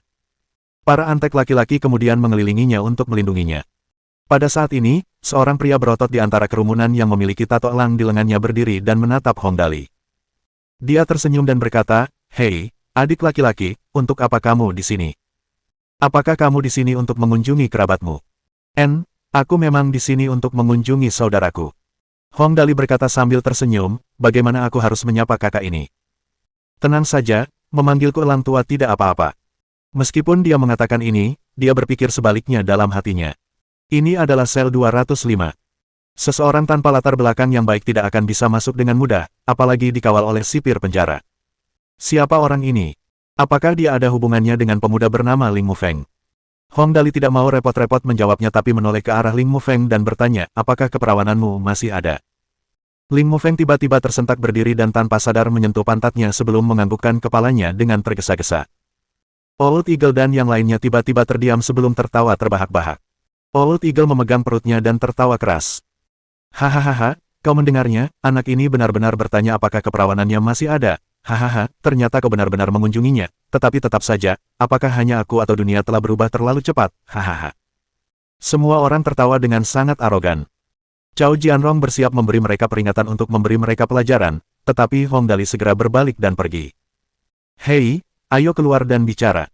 "Tuan Muda Dali, hanya itu?" tanya Cao Jianrong. "Tentu saja tidak." Setelah keluar dari sel 205, Hong Dali menoleh ke arah Ling Mufeng. "Apakah kamu masih ingat siapa yang memukulmu di dalam?" Mereka semua melakukannya. Ling Mufeng menggertakkan giginya dan berkata, "Bahkan ketika aku pergi ke toilet, aku tidak merasa tenang." Sederhana saja. Hong Dali kembali dan berteriak, "Saudara-saudara, keluarlah dan bantu aku." Semua tahanan di luar menjawab dengan keras, "Tuan Muda, mohon beri kami instruksi." Hong Dali mengernyitkan hidungnya sebelum tersenyum. "Kau lihat sel itu, aku akan membiarkan semua orang masuk nanti, bantu aku menghajar mereka, jangan biarkan siapapun lolos tanpa cedera, siapapun yang bertindak akan mendapat 1000, terserah padamu untuk memutuskan bagaimana kau ingin menghabiskan uang itu." Membebaskan tahanan secara diam-diam padahal belum waktunya, berarti mereka akan dihukum. Namun, saat ini, Hong Dali bahkan tidak ragu meminta antek-anteknya untuk membebaskan tahanan. Bagaimanapun, situasinya sudah meningkat ke titik seperti itu. Bahkan jika sesuatu terjadi, Hong Dali akan melindunginya. Apa yang perlu diragukan? Setelah pintu sel pertama dibuka, muncullah seorang pria berotot dengan tinggi hampir 1,9 meter, kepala botak, tulisan, "Setia," di lehernya, alis tebal, dan bibir tebal. Dialah yang seharusnya menjadi pemimpin semua orang di sini. Hong Dali merasa puas dengan bentuk tubuhnya dan bertanya, "Bagaimana aku bisa menyapa kakak besar ini?" Pria berotot itu menjawab, "Namaku Cheng Kuandao, Tuan Muda cukup panggil aku Xiao Dao." Lumayan." Hong Dali melangkah maju dan menyentuh otot-ototnya, "Lumayan, otot-ototmu cukup kuat, beri dia tip, 2.000. Tiga antek laki-laki segera melangkah maju dan menghitung 2.000 sebelum memberikannya kepada Xiao Dao. Semua tahanan lainnya memiliki 1.000. Semua tahanan sangat patuh. Mereka semua mengantre untuk menerima uang sebelum berdiri di samping dengan tenang menunggu perintah selanjutnya. Setelah semua orang mendapatkan bagian uang mereka, Hong Dali mengernyitkan hidungnya dan berteriak, "Saudara-saudara, ayo kita lakukan." 1.000, jumlah yang sangat besar di penjara. Semua tahanan menjadi bersemangat dan gembira, sampai-sampai wajah mereka memerah karena kegembiraan. Buka pintunya. Hong Dali menjentikkan jarinya dan memerintahkan, jangan pukul mereka sampai mati. Cao Jianrong menghela napas lega dan sekali lagi membuka pintu sel 205. Kemudian, sekelompok tahanan berteriak dan menyerbu masuk. Jantung kecil Cao Jianrong yang pemalu hampir melompat keluar dari dadanya. Oh, astaga, aku tidak melihat apapun. Aku tidak melihat apapun. Bab 167. Ikuti aku dan kamu tidak akan disiksa. Pada saat yang sama, di luar penjara, pengemudi Wang Mingyu menerima telepon dari Hong Weiguo. Mingyu, apa yang sedang kamu lakukan? Kenapa kamu belum kembali? Sekarang sudah jam 8. Suara Hong Weiguo di telepon terdengar sedikit cemas. Sangat tidak sopan bagi para tamu jika upacara kedewasaan ditunda. Apa yang terjadi pada Dali? Hong Weiguo sangat menyayangi Hong Dali dan enggan berbicara langsung dengannya. Oleh karena itu, ia harus menyampaikan pesan itu melalui Wang Mingyu, sang sopir. Hal ini menyebabkan Wang Mingyu agak murung. Ia hanya bisa mendengarkan omelan Hong Weiguo dan bahkan memohon untuk Hong Dali. Tuan, beginilah adanya, adik laki-laki Ling Xiaoyi, Ling Mufeng, ditipu oleh orang lain, ia diam-diam diberi fantasi biru, dan sekarang berada di penjara kota Tianjing Barat. Tuan muda sudah masuk untuk menyelesaikannya, saya tidak bisa menghentikannya untuk melakukannya. Seseorang ingin berurusan dengan antek-antek Hong Dali. Hong Weiguo adalah orang yang pintar. Dalam beberapa detik, dia sudah mengetahui urutan kejadiannya. Sepertinya seseorang sengaja melakukannya agar Dali datang terlambat ke upacara, itu pasti rencana yang bagus. Ya, Tuan. Wang Mingyu juga mengungkapkan kemarahannya. Jika Tuan muda tidak mau membantu anteknya, pasti para anteknya akan merasa dikhianati. Namun, jika dia pergi membantu, seperti yang dia lakukan sekarang, dia pasti akan terlambat, sulit untuk menangani masalah ini dengan cara apapun. Namun, Tuan, kata Wang Mingyu. Namun, saya lebih cenderung memilih Dali untuk membantu Xiaoyi, dan dia harus menghadapinya dengan cara yang paling indah. Jika tidak, hal-hal seperti itu akan sering terjadi mulai sekarang, dan itu akan sangat merepotkan baginya. Sepertinya dia akan terlambat, kita lakukan seperti ini, kata Hong Weiguo. Aku akan membereskan para tamu terlebih dahulu, di pihakmu. Jangan menunda dan selesaikan masalah ini secepat mungkin, begitu Dali selesai, segera hubungi aku, sebaiknya masalah ini diselesaikan dengan baik sekali dan untuk selamanya. Setidaknya, tidak akan ada yang berani menyentuh antek-antek Dali setelah ini. Mengenai bagaimana Dali ingin menyelesaikan ini, kita serahkan saja padanya. Hehe, ayah harimau tidak akan melahirkan anak anjing, karena mereka berani meremehkan anakku. Aku pasti tidak akan membiarkan mereka pergi begitu saja. Di dalam penjara kota Tianjing Barat, di sel kosong. Siapa namamu? Hong Dali duduk di kursi sederhana dan menatap Ling Mufeng di depannya. Aku pernah mendengar tentangmu dari Xiaoyi, tapi aku tidak begitu ingat namamu. Namaku Ling Mufeng. Sekarang setelah akhirnya melihat harapan, Ling Mufeng perlahan-lahan mendapatkan kembali ketenangannya semula. Kau Tuan Muda Dali, kan kakakku sudah bercerita tentangmu, tetapi aku belum pernah berkesempatan untuk bertemu denganmu. Kamu tidak menemuiku sekarang. Hong Dali berkata sambil menyeringai. Biar aku tanya, Mufeng, bagaimana kamu akhirnya bisa berhubungan dengan Blue Fantasy, itu namanya, kan? Ketika Dali menyinggung masalah ini, Ling Mufeng menggertakkan giginya dan berkata, awalnya, aku hanya belajar sendiri, dan hasil ujianku tidak buruk. Setelah itu, beberapa orang entah bagaimana ingin mendekatiku, mereka juga sangat baik padaku dan selalu mengajakku makan bersama, mengatakan bahwa mereka ingin mengenalkanku pada seorang pacar. Aku tidak terlalu banyak berpikir saat itu, dan mengira itu hanya gadis biasa yang meminta mereka untuk membantu mengajakku keluar. Setelah dia mengatakan ini, Hong Dali mengerti. Kamu memang cukup tampan, kamu punya banyak gadis yang mengejarmu di sekolah. Kan, kamu memperlakukan mereka sebagai pihak ketiga yang diminta oleh seorang gadis untuk mengajakmu keluar karena dia malu untuk melakukannya, kan? Begitulah yang kupikirkan saat itu. Ling Mufeng kemudian berkata dengan galak, saat itu, mereka benar-benar bertanya tentang pendapatku tentang seorang gadis di sekolahku. Karena mereka baik dan ramah padaku, aku merasa tidak baik jika aku mengabaikan mereka begitu saja. Setelah beberapa lama bergaul bersama, kami menjadi akrab, kemudian tibalah hari Jumat, di mana mereka mengajakku bermain bersama mereka sepulang sekolah, dan kau tahu kelanjutan ceritanya, pada hari itulah aku ditipu untuk mengonsumsi obat semacam itu. Sederhananya, semua ini terjadi karena Ling Mufeng masih baru dalam cara kerja masyarakat. Ling Mufeng melanjutkan, awalnya, saya pikir itu hanya pil kecil seharga $10 atau lebih dan tidak menganggapnya serius, namun, setelah beberapa saat, saya merasa tidak bisa berhenti meminumnya, jadi saya pergi mencari mereka 2 kali dan akhirnya tertangkap. Baru setelah saya sampai di sini saya menyadari apa yang telah terjadi. Ling Mufeng tidak perlu melanjutkan ceritanya agar Hong Dali tahu apa yang terjadi. Itu hanya kasus di mana Ling Mufeng ditipu untuk mulai menggunakan narkoba dan kemudian ditangkap oleh polisi setelah mendapat informasi dari seseorang. Hal ini kemudian menyebabkan Dali dialihkan saat upacara kedewasaannya. Tampaknya Dalang sebenarnya telah membuat jaring besar yang menyasar dirinya sendiri. Ling Mufeng hanyalah udang kecil dalam rencana tersebut, tetapi dia memiliki Ling Xiaoyi di belakangnya. Karena Ling Xiaoyi adalah salah satu asistennya yang paling cakap, Hong Dali pasti akan membantu Ling Xiaoyi. Dalam aspek ini, pihak lawan jelas telah melakukan penelitian mereka. Namun pertanyaan utamanya adalah, siapa dalangnya? Terlalu sulit untuk menebaknya karena cakupannya terlalu luas. Saat Hong Dali berpikir sampai di sini, tubuh Ling Mufeng mulai bergetar tak terkendali. Awalnya, hanya ada gejala samar, tetapi tidak lama kemudian seluruh tubuhnya menjadi tidak stabil.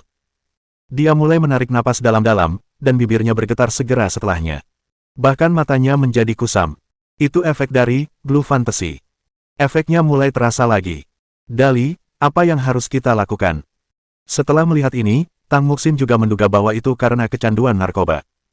Dia berkata dengan tergesa-gesa, Dali, cepat pikirkan apa yang harus dilakukan. Ling Xiaoyi sudah menangis lama sekali sampai bajunya penuh air mata. Ia merasa hatinya tercabik-cabik saat melihat kakaknya berakhir seperti ini. Hong Dali menyipitkan matanya dan berdiri di depan Ling Mufeng. Dia mengamati reaksinya dengan saksama sebelum berkata, kalian lihatlah seperti apa benda ini, pastikan aku tidak menemukan kalian mengonsumsi benda-benda seperti itu. Jika aku memergoki seseorang menggunakan narkoba, jangan salahkan aku karena tidak sopan. Ketika semua orang melihat bagaimana Hong Dali yang biasanya periang berubah menjadi begitu tegas, suasana dalam ruangan langsung menjadi menyesakan. Melihat Ling Mufeng saat ini, hati Hong Dali juga terasa canggung. Ketika dia berada di bumi, dia memiliki seorang teman dekat di perguruan tinggi. Namun, teman dekatnya itu menjadi kecanduan obat yang disebut Ice dan, dalam waktu kurang dari setahun, menjadi setipis bambu. Bahkan penampilannya menjadi seperti hantu. Setelah Hong Dali memikirkannya, dia mulai menggigil. Karena itu, dia membenci hal seperti itu sampai ke tulang-tulangnya. Ini sangat tidak nyaman. Ling Mufeng berjongkok, keringat menetes dari dahinya. Mulutnya terus menggumamkan beberapa kata yang tidak jelas yang tidak dapat dipahami siapapun. Awalnya, dia mampu menahan diri. Namun, tak lama kemudian, Ling Mufeng mulai bergerak-gerak dan gemetar, bahkan bola matanya mulai berputar-putar.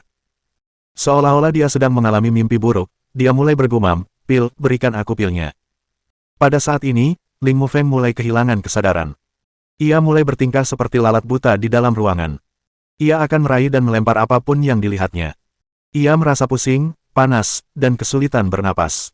Ia merasa seperti hantu hidup. Ling Xiaoyi menutup mulutnya dengan tangannya dan menangis tak terkendali. Yang lain bahkan tidak tahan untuk menatap langsung ke arahnya. Pada saat ini, Ling Mufeng hampir kehilangan akal sehatnya. Dia meraih pakaian Hong Dali dan berteriak, "Berikan aku pil itu, berikan aku pil itu." Melihatnya menyerang Hong Dali, ketiga antek laki-laki itu segera bergegas maju dan menariknya menjauh. Hong Dali tiba-tiba melangkah maju dan mencengkeram kerah Ling Mufeng. Dia mengguncangnya 2 kali dan bertanya, "Apakah kamu masih ingat namamu?" Ling Mufeng. Hong mendengus keras dan berkata dengan keras, "Apakah kamu ingin kembali menjadi orang normal di masa depan, atau kamu ingin hidup dengan benda ini selama sisa hidupmu? Jawab aku, Ling Mufeng, jawab aku." Wajah Ling Mufeng penuh dengan air mata dan berkata sambil menangis, "Aku ingin menjadi orang normal, aku ingin menjadi orang normal." Hong Dali tertawa.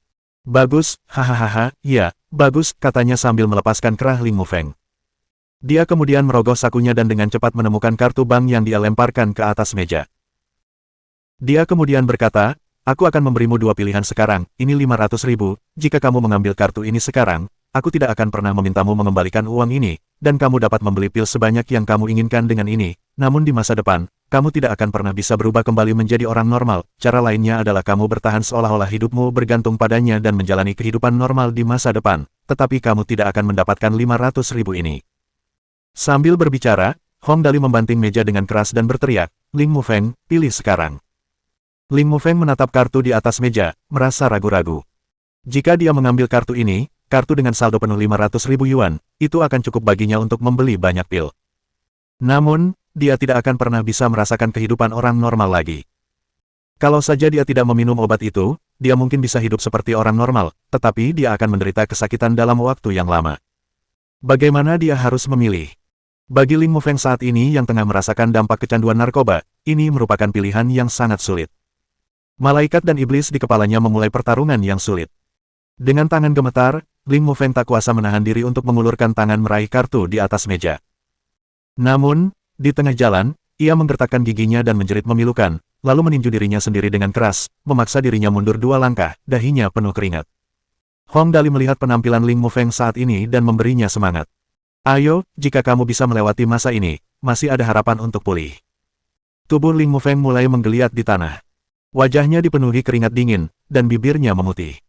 Dia menatap mata Hong Dali dan berkata dengan lemah, Tuan Muda. Tuan Muda Dali, tolong bantu aku. Aku takut. Aku tidak tahan. Tuan Muda Dali.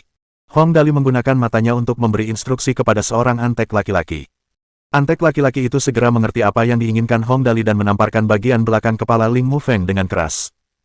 Tamparan ini menyebabkan busa putih mengalir keluar dari mulut Ling Mufeng, tetapi dia segera pingsan dan kehilangan kesadaran. Ini adalah satu-satunya metode yang dapat membantu Ling Mufeng mengendalikan kecanduan narkoba dan, pada saat yang sama, tidak menyebabkan terlalu banyak kerusakan pada tubuhnya. Setelah menunggu beberapa saat, Ling Mufeng terbangun dan menyeka darah dari mulutnya sebelum perlahan berdiri. Tuan Muda Dali, terima kasih, terima kasih. Mata Ling Mufeng menjadi lebih cerah dari sebelumnya. Meskipun dia masih lemah, dia mencoba yang terbaik untuk tersenyum kepada Hong Dali dan berkata, aku merasa, sejak aku lahir, sampai sekarang, aku belum pernah, seperti hari ini, begitu jantan. Hong Dali tertawa dan memeluk Ling Mufeng sambil berkata, bagus, sudahkah kamu memilih? Ling Mufeng mengangguk tegas. Aku sudah memilih, bahkan jika aku harus menanggung kesulitan terbesar, aku ingin menjadi orang normal yang bisa hidup dengan baik, untuk adikku, untuk orang tuaku. Hong Dali menepuk punggung Ling Mufeng dan berkata, tenang saja, ikuti aku, dan kamu tidak akan diperlakukan buruk. Menyaksikan kejadian ini, Ling Xiaoyi, Tang Muxin, dan kelima antek wanita mulai menangis tak terkendali. Itu adalah pilihan yang paling tepat untuk mengikuti Tuan Muda dalam kehidupan ini. Bab 168. Kemarahan Tuan Muda. Setelah keduanya duduk dengan benar, Ling Mufeng bertanya, Tuan Muda Dali, kapan saya akan keluar? Saya harus kembali ke kelas karena saya tidak ingin orang tua saya mengkhawatirkan saya belum menelepon mereka selama beberapa hari. Melihat bahwa dia akhirnya kembali normal, Hong Dali mengangguk puas dan tersenyum. Baiklah, aku akan mengeluarkanmu dalam beberapa hari, kamu harus bersiap untuk itu, aku akan memberimu 7 hari, ingatlah untuk menahan kecanduan narkobamu, jika kamu tidak dapat melewati rintangan ini dan terus menerima hal-hal seperti itu ketika kamu keluar, bahkan para dewa tidak dapat menyelamatkanmu saat itu, apakah kamu mengerti? Ling Mufeng menjawab, saya mengerti, bahkan jika saya kehilangan nyawa, saya tidak akan pernah menyentuh benda itu lagi. Itu mentalitas yang tepat. Hong Dali langsung melemparkan kartu itu ke Ling Mufeng.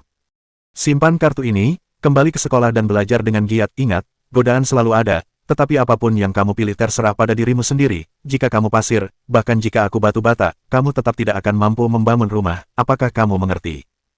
Mata Ling Mufeng berbinar dan berkata, saya mengerti, Tuan Muda Dali. Hong Dali menepuk bagian belakang kursi dan berkata, hal pertama yang harus kamu lakukan adalah beristirahat dan membangkitkan semangatmu. Aku akan keluar dan membereskan semuanya. Ingat, jika kamu menyentuh benda itu lagi, hidupmu akan hancur selamanya. Saya mengerti, terima kasih, Tuan Muda Dali. Xiaoyi, tinggallah di sini selama 2 hari untuk menjaganya. Hong Dali mengatur. Tidak banyak yang bisa dilakukan untuk saat ini, kamu bisa kembali setelah menyelesaikan urusan di sini. Baiklah, terima kasih, Tuan Muda. Ling Xiaoyi menyeka air matanya dan berkata, saya akan kembali setelah semuanya beres di sini. Jangan khawatir. Hong Dali berdiri dan berkata, ayo pergi. Dia berkata dengan wajah tegas, berani-beraninya menyentuh orang-orang di sekitarku, apakah mereka benar-benar mengira aku mudah diganggu? Setelah keluar dari gerbang penjara kota Tianjing Barat, Tang Muxin menarik tangan Hong Dali dan berkata sambil tersenyum, Dali, dulu aku tidak begitu menghargaimu, tapi aku tidak menyangka kau ternyata bisa diandalkan di saat genting seperti ini, hehe. Bukankah itu suatu keharusan, kata Hong Dali sambil tersenyum. Sebagai anak yang hilang, jika seseorang tidak bisa menjaga antek-anteknya tetap aman, maka dia harus pergi saja. Sambil berbicara, dia dengan lembut memegang tangan Tang Muxin. Wajah Tang Muxin memerah dan menundukkan kepalanya, tetapi dia tidak menepis tangan Dali. Wajah Tang Muxin memerah sepenuhnya, dan jantungnya berdetak cepat. Sebenarnya, Hong Dali tidak seburuk yang kukira. Dia terkadang cukup jantan. Tang Muxin berpikir. Pada saat ini, para antek yang mengikuti Hong Dali juga menyampaikan pendapat mereka. Tuan Muda benar-benar memperlakukan kami seperti itu, aku tidak akan mengatakan apa-apa lagi, kalau tidak, aku akan menangis, aku setuju, Tuan Muda mana yang akan membantu anteknya saat anteknya dalam kesulitan, menurutku, bagi kami untuk menjadi antek Tuan Muda Dali, itu karena berkat yang telah diwariskan selama beberapa generasi, tidak seorang pun memenuhi syarat untuk menjadi antek Tuan Muda. Haha, kalian, aku sebenarnya tidak sehebat itu.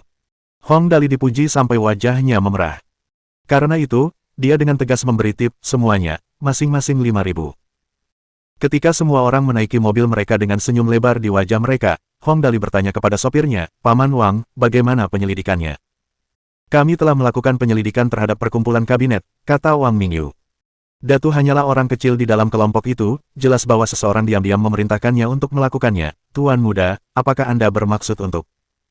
Karena mereka tidak dapat menemukan pelaku sebenarnya, Hong Dali berkata dengan galak, kalau begitu, kita hanya bisa membiarkan mereka menjadi orang-orang yang tidak beruntung. Tang Muxin berpikir sejenak dan bertanya, Dali, apakah kamu akan menyingkirkan seluruh geng? Hong Dali melipat tangannya dan berkata, ya, karena mereka berani menyakiti rakyatku, maka mereka seharusnya tidak menyalahkanku saat pembalasan mereka datang. Setelah berkata demikian, dia mengeluarkan ponselnya. Aku akan menelepon seseorang untuk membantu sekarang. Lingkaran keempat Barat Tianjing, Danau Fengyuan. Danau Fengyuan yang awalnya tenang kini menjadi sangat ramai hari ini. Di danau tersebut, terdapat sebuah kapal pesiar super yang diparkir. Sungai Yangtze Emas nomor 6. Ini adalah generasi baru dari jajaran kapal pesiar mewah terbaik di Sungai Yangtze dan memiliki lompatan kualitatif dalam desain visual dan tingkat kenyamanan. Bahkan di kamar standar, ukuran tempat tidur single adalah yang terluas di antara semua kapal pesiar yang berbeda.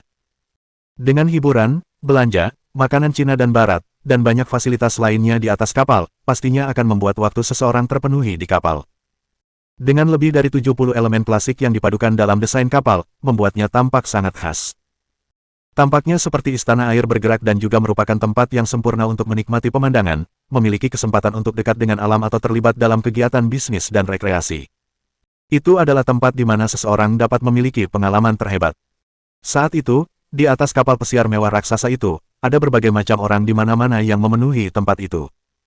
Para penari yang cantik dan berpakaian bagus bergoyang antara pria dan wanita, memeriahkan suasana. Penampilan mereka yang memukau membuat para pedagang kaya kehilangan semangat dan menari sepuasnya bersama mereka. Prestasi ini dipersiapkan oleh Hong Wei Guo, Presiden Sanglei Group, untuk upacara kedewasaan putra satu-satunya, Hong Dali. Sungai Yangtze Emas nomor 6 saja menghabiskan biaya lebih dari 30 juta yuan, belum lagi biaya pengangkutan kapal pesiar sebesar itu ke Danau Fengyuan dan dekorasi serta pilihan hiburan tambahan yang ditambahkan di atas kapal. Biaya pengangkutannya saja sudah mencapai 1 juta. Mengenai biaya anggur dan pembangunan lingkungan di atas kapal, itu sama sekali tidak layak disebut.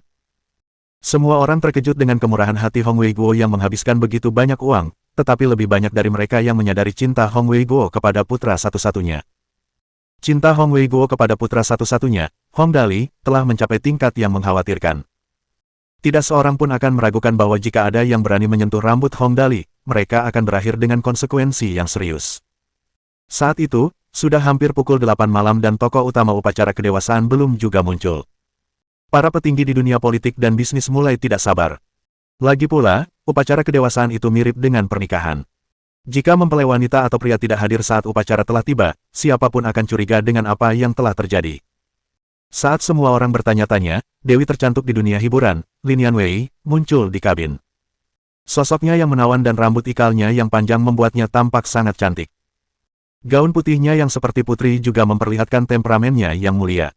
Dengan senyum tipis, dia melihat sekeliling dengan matanya yang indah.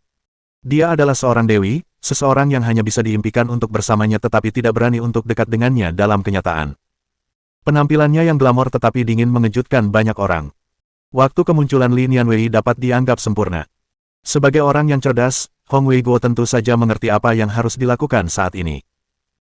Ia segera mengambil mikrofon, tersenyum dan berkata, hadirin sekalian, putra saya baru saja menelepon dan mengatakan bahwa ia memiliki beberapa masalah pribadi yang perlu diselesaikan. Saya yakin ia akan segera tiba. Saya minta maaf karena telah menunda waktu semua orang. Untungnya, Nona Lin Yanwei telah datang untuk bergabung dengan kita. Saya yakin semua orang tidak akan terlalu bosan. Dewi Lin Yanwei telah menarik perhatian semua orang sejak kemunculannya. Meskipun semua orang memahami hubungan antara dirinya dan Hong Dali, bagaimanapun juga, tidak banyak yang cukup pintar. Banyak CEO perusahaan besar mendekati Lin Yanwei untuk menanyakan apakah dia tertarik dengan produk perusahaan mereka. Tentu saja, banyak juga yang penasaran dengan apa yang terjadi pada Hong Dali. Banyak dari mereka bertanya, Direktur Hong, apakah Tuan Muda Dali menghadapi masalah? Jika Anda membutuhkan bantuan kami, silakan beritahu kami dan kami akan menjamin bahwa semuanya akan diselesaikan dengan mudah. Harus diketahui bahwa meninggalkan tamu tanpa pengawasan selama acara berlangsung adalah hal yang besar, terutama saat tokoh utama dalam upacara kedewasaan belum datang. Saat Hong Wei-guo hendak menjelaskan, teleponnya tiba-tiba berdering. Dia mengangkatnya dan bertanya, "Dali, bagaimana keadaan di sana?" Setelah mendengar bahwa Hong Dali yang menelepon, semua orang langsung terdiam. Semua orang memasang telinga dan mendengarkan. Mereka penasaran dengan masalah apa yang dihadapi Tuan Muda Dali, yang menyebabkan dia menunda upacara kedewasaannya. "Saya hampir selesai di sini," kata Hong Dali melalui telepon. "Saudara Xiaoyi telah ditipu dan disabotase. Saya telah melunasi utang dengan mereka yang telah menyentuhnya, tetapi saya masih harus menyelesaikan beberapa hal." Volume pengeras suara ponsel Hong Wei-guo tidak terlalu keras, tetapi cukup untuk didengar oleh beberapa orang di dekatnya. Seperti kata pepatah, 3 orang yang menyebarkan laporan tentang seekor harimau membuat Anda percaya bahwa ada seekor harimau di sekitar.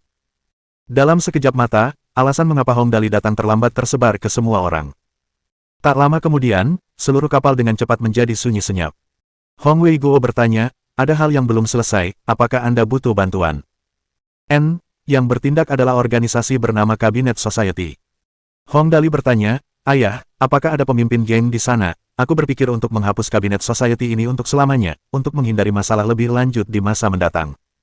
Seperti yang diharapkan dari anakku. Mampu memikirkan tindakan seperti itu, mengalahkan anjing sebelum singa." Hong Wei-guo tidak ragu untuk berjanji. "Ya, ada, Bos Jin dari geng San Quan ada di sini, biar aku panggil dia." Setelah ini, Hong Wei-guo langsung berteriak, "Apakah Bos Jin ada di sini?" Sejak zaman dahulu, ada pepatah yang mengatakan bahwa semua pengusaha sukses adalah orang yang cerdik. Kebanyakan pengusaha umumnya memiliki hubungan dengan geng. Bos Jin yang dipanggil Hong Wei-guo adalah kepala gangster yang sangat kuat di kota Tianjing. Dia memiliki lebih dari 300 anggota di bawahnya, dan lingkup pengaruhnya sangat luas. "Direktur Hong, apakah Anda memanggil saya?"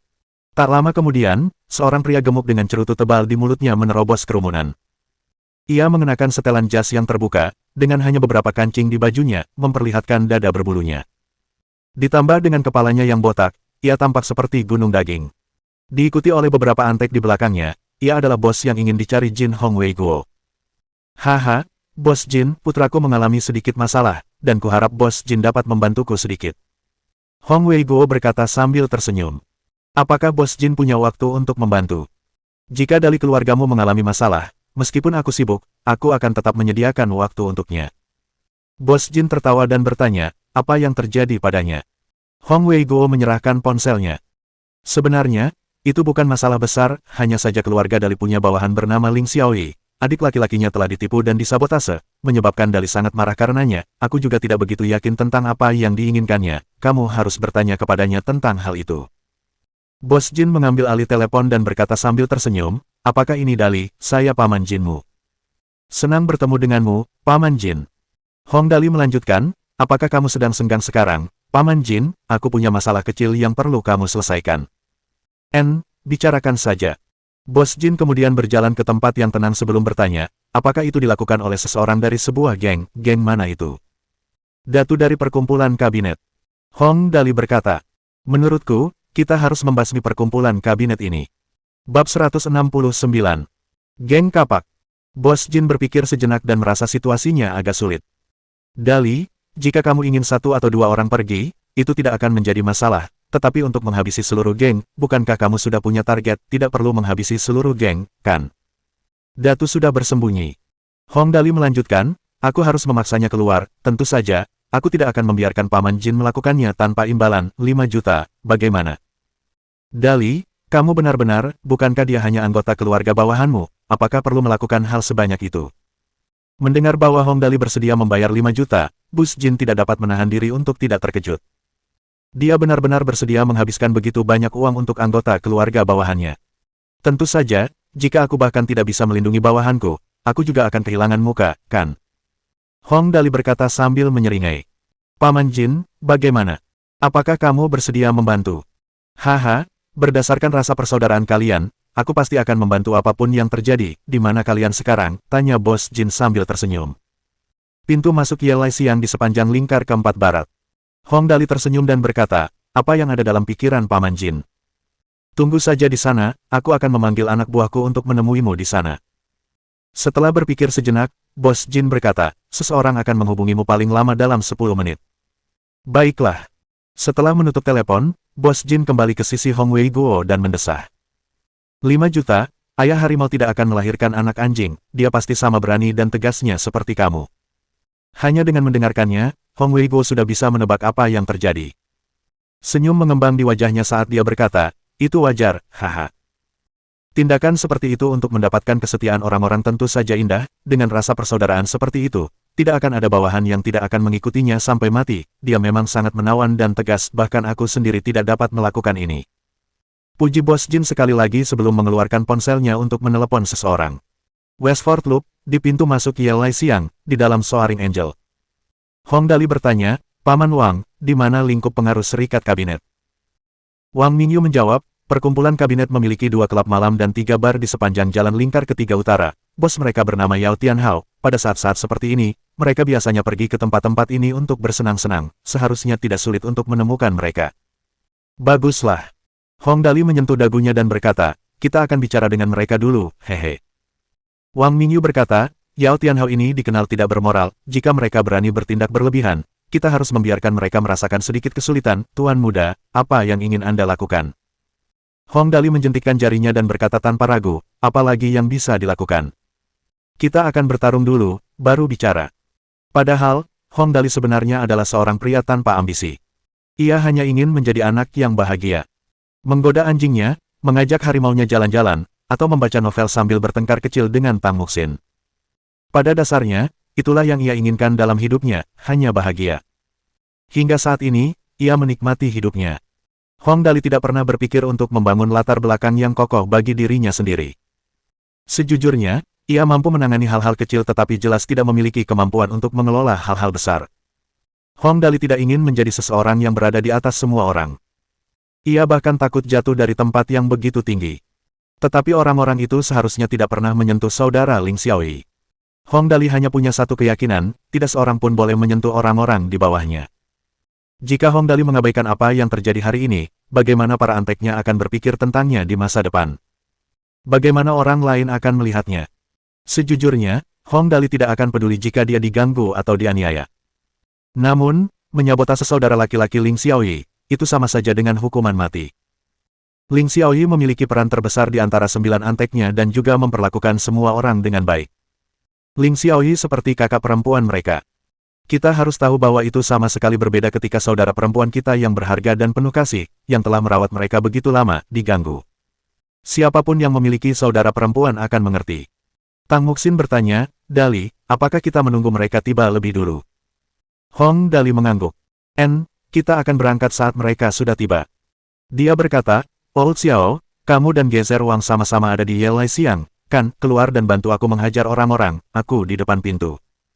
Di seberang telepon, Mu Zixiao berkata dengan gembira, baiklah, kita akan keluar sebentar lagi. Pada saat ini, Wang Mingyu mengeluarkan sebuah peta. Tuan muda, mari kita buat rencana terlebih dahulu, jika kita ingin melakukannya. Kita harus melakukannya dengan bersih sekali dan untuk selamanya, sehingga mereka tidak akan berani menyinggung kita lagi di masa mendatang. Jika tidak, akan merepotkan jika orang-orang terus berkomplot melawan orang-orang di sekitar Tuan Muda. Tang Muxin, yang sedang menggendong anak harimau Quentin di sampingnya, bertanya, di mana bos mereka Yao Tianhao? Hong Dali menjawab, saya tidak yakin, kami akan menemukannya satu persatu. Tang Muxin kemudian bertanya, dengan begitu, bukankah kita akan memberitahu mereka sebelum kita menemukan mereka? Jika mereka tahu mereka tidak bisa melawan kita, bukankah mereka akan melarikan diri? Hong Dali tersenyum dan berkata, apa yang kau takutkan? Setelah menyingkirkan 1 atau 2 tempat, mereka pasti akan berkumpul di suatu tempat untuk bertarung dengan kita. Jadi meskipun kita menyingkirkan mereka satu persatu, dia hanya bisa melawan kita dengan paksa. Sepertinya anak buah Paman Jin sudah tiba. Benar saja, saat itu, ada seseorang di luar mobil. Berusia 40-an, dia tampak seperti pemimpin kelompok itu. Dia mengetuk jendela mobil dan bertanya dengan suara yang sangat lembut, apakah ini Tuan Muda Dali? Bos Jin menyuruhku untuk mencarimu. Setelah melihatnya, Hong Dali langsung bersemangat dan membuka pintu. Masuk ke mobil, bagaimana aku menyapa Anda?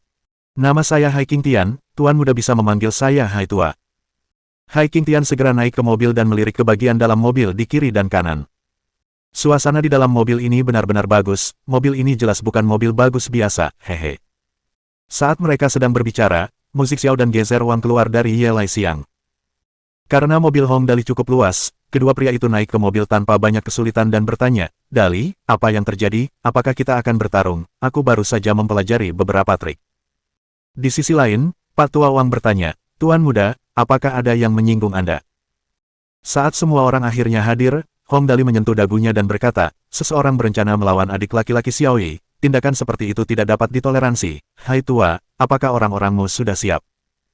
Hai King Tian tersenyum dan berkata, "Setelah mendengar bahwa Tuan Muda Dali ingin bertemu dengan saudara-saudara kita, Bos Jin telah mengatur agar orang-orang pergi langsung ke jalan lingkar ketiga utara. Namun, Tuan Muda, bagaimana Anda akan menangani masalah ini?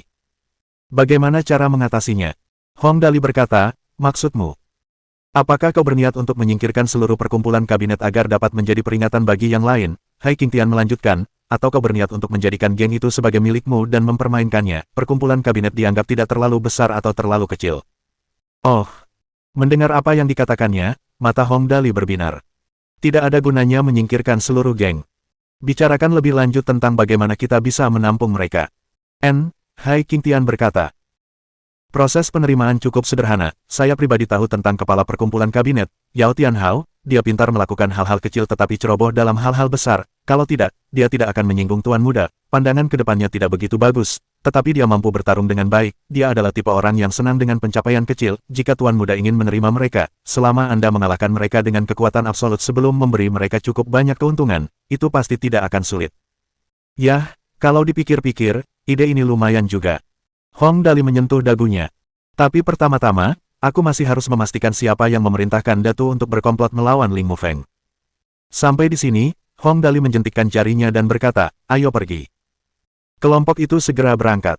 Pada saat ini, sebuah suara lembut terdengar dari belakang. "Tentang itu, Dali, bisakah kau membiarkanku bertarung lebih banyak hari ini? Aku sudah ditolak selama beberapa hari." Setelah Hong Dali menoleh, dia melihat musik Xiao dengan wajah menyedihkan. Dia telah mempelajari banyak jurus dari kakek Wang tetapi tidak pernah memiliki kesempatan untuk mempraktikkannya. Dia tidak dapat mengendalikan diri ketika mendengar bahwa akan ada perkelahian geng hari ini. Karena pihak lain bukan orangnya, Hong Dali tentu saja tidak sopan. "Tentu, pastikan saja kamu tidak membunuh siapapun." Pada saat ini, Hai King Tian menoleh ke arah musik Xiao, lalu ke arah kakek Wang. Saat melihat kakek Wang, dia tercengang. "Guru, dia benar-benar guru yang hebat." Musik Xiao menjadi tertarik. "Bagaimana kamu tahu?" "Hai King Tian, aku bisa melihat aura agung dan mengesankan di sekelilingnya." Kata-kata ini membuat musik Xiao tersenyum. Kemudian, Hai King Tian mengalihkan pandangannya ke Hong Dali dan berkata, "Tuan Muda Dali, apa yang akan Anda lakukan ketika saatnya tiba? Saya khawatir mereka mungkin akan menyakiti Anda." Hong Dali benar-benar memahami kemampuannya, dia jelas tidak bisa membantu banyak dan bahkan akan menyeret semua orang jika dia ikut serta dalam pertarungan. Jadi, dia menjawab dengan sederhana, "Pernahkah kamu melihat seorang anak hilang berkelahi? Pekerjaan seperti itu jelas diperuntukkan bagi para antek." Hai King Tian tersenyum dan berkata, "Kalau begitu, aku bisa menenangkan hatiku." Dengan demikian, mereka berhasil membagi peran di antara semua orang. Hong Dali si anak yang hilang, bertindak sebagai pemimpin kelompok. Hai King Tian bertindak sebagai penasihat militer bagi para antek. Tang Muxin membawa serta 5 antek wanita untuk bertindak sebagai pemandu sorak. Pengemudi Wang Mingyu, musik Xiao, dan kakek Wang adalah 3 petarung utama. 3 antek pria juga telah berlatih selama beberapa hari terakhir dan hampir tidak dapat bertanggung jawab untuk menyelesaikan dan membersihkan tempat kejadian. Dan dengan pengaturan demikian, terbentuklah sebuah geng kecil. Namun, Hong Dali masih merasa sedikit tidak nyaman, harus diakui bahwa dia adalah tipe orang yang mengejar kesempurnaan. Karena itu, dia memerintahkan 3 antek laki-laki untuk membeli 50 kapak dan melemparkannya ke dalam mobil. Dia kemudian memberi nama untuk timnya, Geng Kapak. Sayangnya, tidak ada Stephen Chow di dunia ini, atau mereka tidak dapat membantu memfilmkan adegan untuk Kung Fu.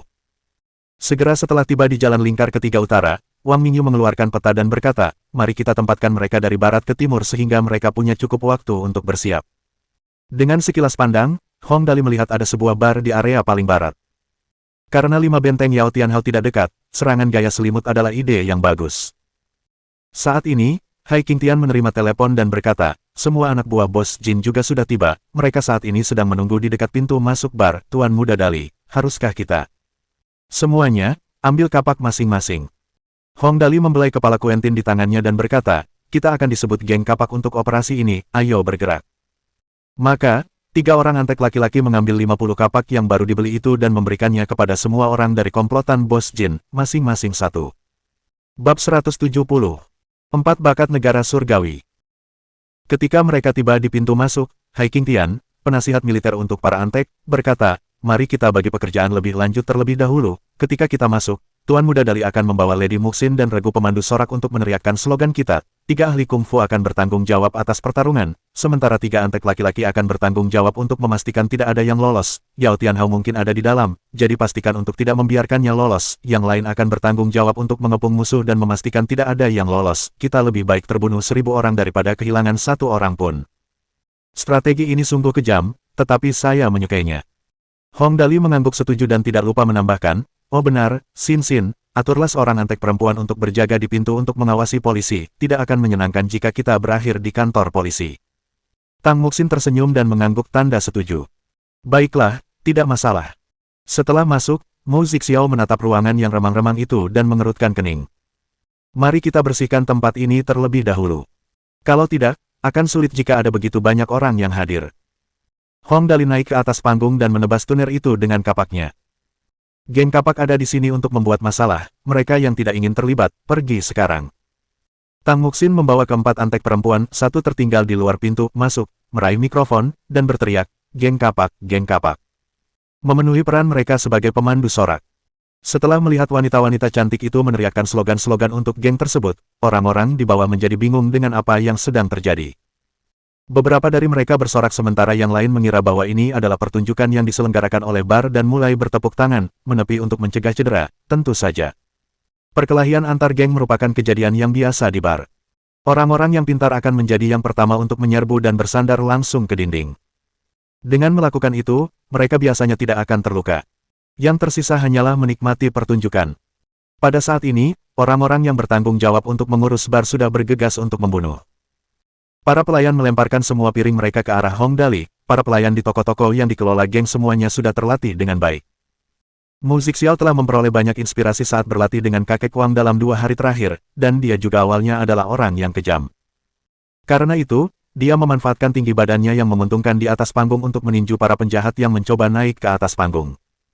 Saat bertarung, Mu Zixiao berteriak dan berteriak secara acak. Melihat itu, Hong Dali berpikir bahwa karena tidak ada Bruce Lee di dunia ini, mungkin ide yang bagus untuk meminta kakek Xiao berakting dalam film seperti Fist of Fury.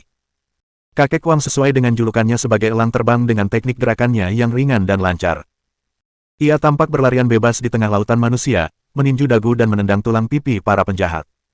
Bahkan setelah perkelahian, tidak ada seorang pun yang menyentuh sehelai rambut pun dari kakek Wang. Hanya dalam sekejap mata, yang terlihat hanyalah orang-orang yang tergeletak di tanah di sekitarnya. Wang Mingyu, sebagai seorang pensiunan prajurit pasukan khusus, sangat kejam saat menyerang, tetapi sasarannya adalah tempat-tempat yang tidak berakibat fatal. Ketika ketiga orang ini menyerang, semua orang di sekitar mereka terjatuh. Dengan demikian, setidaknya setengah dari penjahat di bar itu semua berlari ke arah mereka. Tentu saja, ada beberapa ikan yang lolos dari jaring dan berhasil berlari ke arah Hong Dali. Saat 3 antek laki-laki di dekat Hong Dali mengangkat kapak mereka untuk melindunginya, mereka dihentikan oleh Hong Dali. Namun, Hong Dali merasa bahwa situasi seperti itu sebenarnya mudah dipecahkan dan tidak perlu berkelahi. Dia mengambil setumpuk uang $100 dari saku anteknya dan memberikannya kepada penjahat yang berlari ke arahnya. 10.000 yuan ini milikmu jika kamu menjadi salah satu anak buahku. Hong Dali terlalu malas untuk bertarung, dan bahkan jika dia harus melakukannya, dia tidak akan bisa menang melawan para penjahat itu. Namun, dia tidak keberatan menggunakan kekuatan Yuan untuk menarik orang. Seperti kata pepatah, bukan karena orang tidak ingin berkhianat, tetapi karena taruhannya tidak cukup menarik bagi mereka untuk berkhianat. Tidak peduli apapun masalahnya, 10.000 yuan jelas bukan jumlah yang kecil. Setelah menatap Hong Dali dengan curiga selama beberapa saat, penjahat itu berbalik ke arah orang di sebelahnya dengan tegas dan memecahkan botol bir di kepalanya. Orang yang terkena pukulan di kepala itu kemudian menatap Hong Dali yang dianiaya sambil jatuh. Mulutnya bahkan berkedut sedikit, seolah bertanya mengapa Hong Dali tidak mau memberinya uang, menyebabkan Hong Dali merasa bersalah. Hong Dali kemudian dengan tegas menambahkan, tidak apa-apa. Aku akan memberimu tip 5.000 juga. Orang yang terjatuh itu kemudian tersenyum. Pertarungan itu dimulai secara tiba-tiba dan berakhir secara tiba-tiba pula. Hong Dali melihat sekeliling dan mendapati bahwa orang-orang yang tadinya minum sudah keluar semua. Lebih dari separuh penjahat yang menguasai area itu sudah tergeletak di tanah, sedangkan sisanya tidak berani mendekat. Selain mereka ada antek-antek yang dikirim oleh Bos Jin. Situasinya sudah terkendali sepenuhnya. Setelah 3 menit, pertarungan akhirnya berakhir. Hong Dali berjalan santai menuruni panggung dan mengangkat seorang preman yang berlumuran darah. Dia bertanya, "Di mana bosmu Yao Tianhao?" Penjahat itu menjawab dengan ketakutan, dia tidak pernah datang ke sini." Hong Dali kemudian bertanya, "Baiklah, izinkan saya bertanya, apakah Anda mengenal Big Head di kabinet Anda?" "Big Head?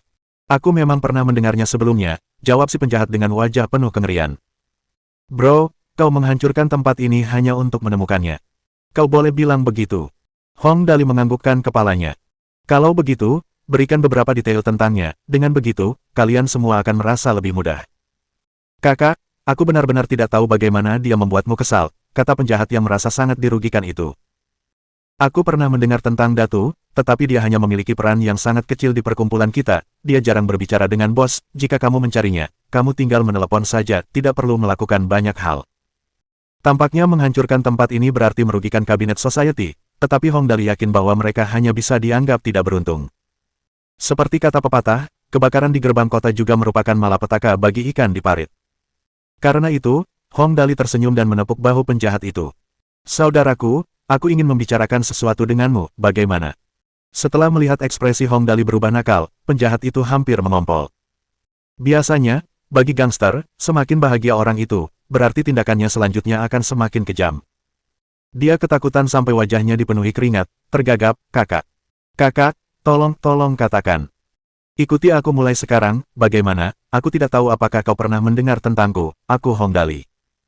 Hong Dali kemudian mengeluarkan sebatang rokok yang disiapkan sebelumnya oleh Hai Qingtian dan memasukkannya ke dalam mulutnya. Pria itu kemudian mengeluarkan uang $100 dan menyalakannya. "Tuan muda, silakan." Menyalakan sebatang rokok dengan uang $100. Adegan ini mengejutkan semua penjahat yang hadir, menyebabkan mereka hampir berlutut di tanah. "Biarkan aku berlutut untuk Tuan muda." Tampaknya sikap yang mengesankan itu langsung memberikan efek. Hong Dali cukup puas dengan hasil ini. "Beri mereka tip, 2.000 per orang." Pelayan laki-laki yang memegang uang kertas segera melangkah maju dan menghitung uang tersebut sambil berbunyi "pa-pa-pa", sambil membagikan uang 2.000 kepada setiap orang. Semua anggota perkumpulan kabinet yang asli membelot tanpa ragu-ragu. "Tuan muda Dali, Anda adalah bos kami mulai sekarang, jika Anda memanggil kami untuk pergi ke timur, kami tidak berani pergi ke barat, jika Anda menyuruh kami menangkap anjing, kami tidak berani menjilati ayam." Dapat dikatakan bahwa kelompok penjahat ini bukanlah orang bodoh. Sudah diketahui umum bahwa dia adalah anak yang sangat boros dari keluarga Hong, dan dengan demikian, pengkhianatan itu terjadi tanpa pikir panjang. Hong Dali, si anak yang sangat boros, memiliki reputasi di seluruh dunia. Mengikutinya pasti tidak akan salah. Hong Dali merasa puas dengan sekelompok penjahat pintar ini dan terus berkata, "Kalau begitu, mulai sekarang, kalian semua akan menjadi bagian dari geng kapak kami." Sekelompok orang itu berteriak, "Kami akan mengikuti apapun yang dikatakan Tuan Muda." Setelah menangkap para penjahat kelas teri, dia lalu melanjutkan bertanya, "Di mana Yao Tianhao?" "Bos Yao, oh tidak, Yao Tianhao biasanya bermain mahjong di ruang bawah tanah kedua klub malam itu." Karena mereka sudah mengkhianatinya, para penjahat itu memutuskan untuk bertindak jauh-jauh dan tanpa ragu mengkhianati majikan asli mereka. Wang Mingyu mengeluarkan peta. "Mari kita lihat kemana kita harus pergi selanjutnya, klub malam Marriott, tepat sekali." Tang Muxin berkata, "Kalau begitu, kita tidak perlu pergi ke bar-bar itu, kan?" Wajah Musik Xiao penuh dengan kesedihan. "Aku belum cukup bertarung." Kakek Wang kemudian menendangnya. "Apakah kau berniat untuk kecanduan bertarung?" Pada saat ini, para penjahat pemberontak itu menatap Hong Dali dengan tatapan tercengang. Hong Dali kemudian menatap mereka dan berkata, "Apa yang kalian lihat? Panggil Yao Tianhao dan minta dia untuk mencuci lehernya dan menunggu kami. Kami akan pergi menemuinya." Saat para penjahat itu mulai menjalankan perintahnya, Hai Qingtian tiba-tiba berkata perlahan, "Setelah kupikir-pikir tadi, Yao Tianhao seharusnya sudah menunggu kita di klub malam Marriott, tetapi jika kalian ingin dia menyerah dan berada di bawah kalian, sebaiknya kalian menunggu dia mengumpulkan semua orangnya terlebih dahulu." "Kalau begitu, haruskah kita pergi ke sana sekarang?" tanya Hong Dali. Sambil melihat peta, Hai Qingtian menjawab, "Mari kita tunggu 10 menit lagi, itu seharusnya cukup baginya untuk mengumpulkan semua orang." "Baiklah." Hong Dali melihat jam. "Sekarang sudah pukul 8 malam, upacara kedewasaanku sudah dimulai, tapi aku masih berjuang di sini, sayang sekali, sayang sekali. Meskipun dia berkata begitu, dia tidak terburu-buru sedikit pun. Kalau begitu, kita akan pergi ke klub malam Marriott pukul 8.10.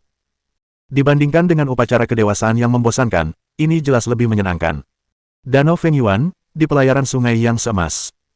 Liu Mingxin yang tampan dan keren itu tersenyum dan duduk di sofa, dikelilingi oleh segerombolan wanita yang tergila-gila padanya, diam-diam mengendap-endap ke arahnya dari waktu ke waktu. Tentu saja, Liu Mingxin tidak menanggapi satu pun dari mereka.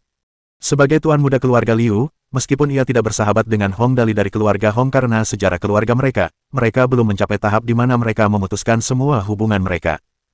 Meskipun Liu Yihui tidak ingin memberikan muka kepada Hong Weiguo, ia tidak dapat melakukannya terlalu banyak. Jadi, Liu Mingxin, tuan muda, secara alami adalah orang terbaik yang akan dikirim ke upacara tersebut. Saat itu matanya menatap penuh rasa ingin tahu pada seorang pemuda di ladang, sambil berpikir dalam hati, untuk apa orang ini datang. Dia, yang ada dalam pikiran Liu Mingxin berusia sekitar 20 tahun. Panjang rambutnya pendek, tubuhnya kurus, warna kulitnya perunggu, dan fitur wajahnya jelas dan dalam. Dia tampak seperti patung Yunani, tampak liar dan tidak terkendali tetapi seksi pada saat yang sama. Fitur wajahnya yang khas itu indah, dan senyum ceroboh terlihat di wajahnya yang menyeramkan.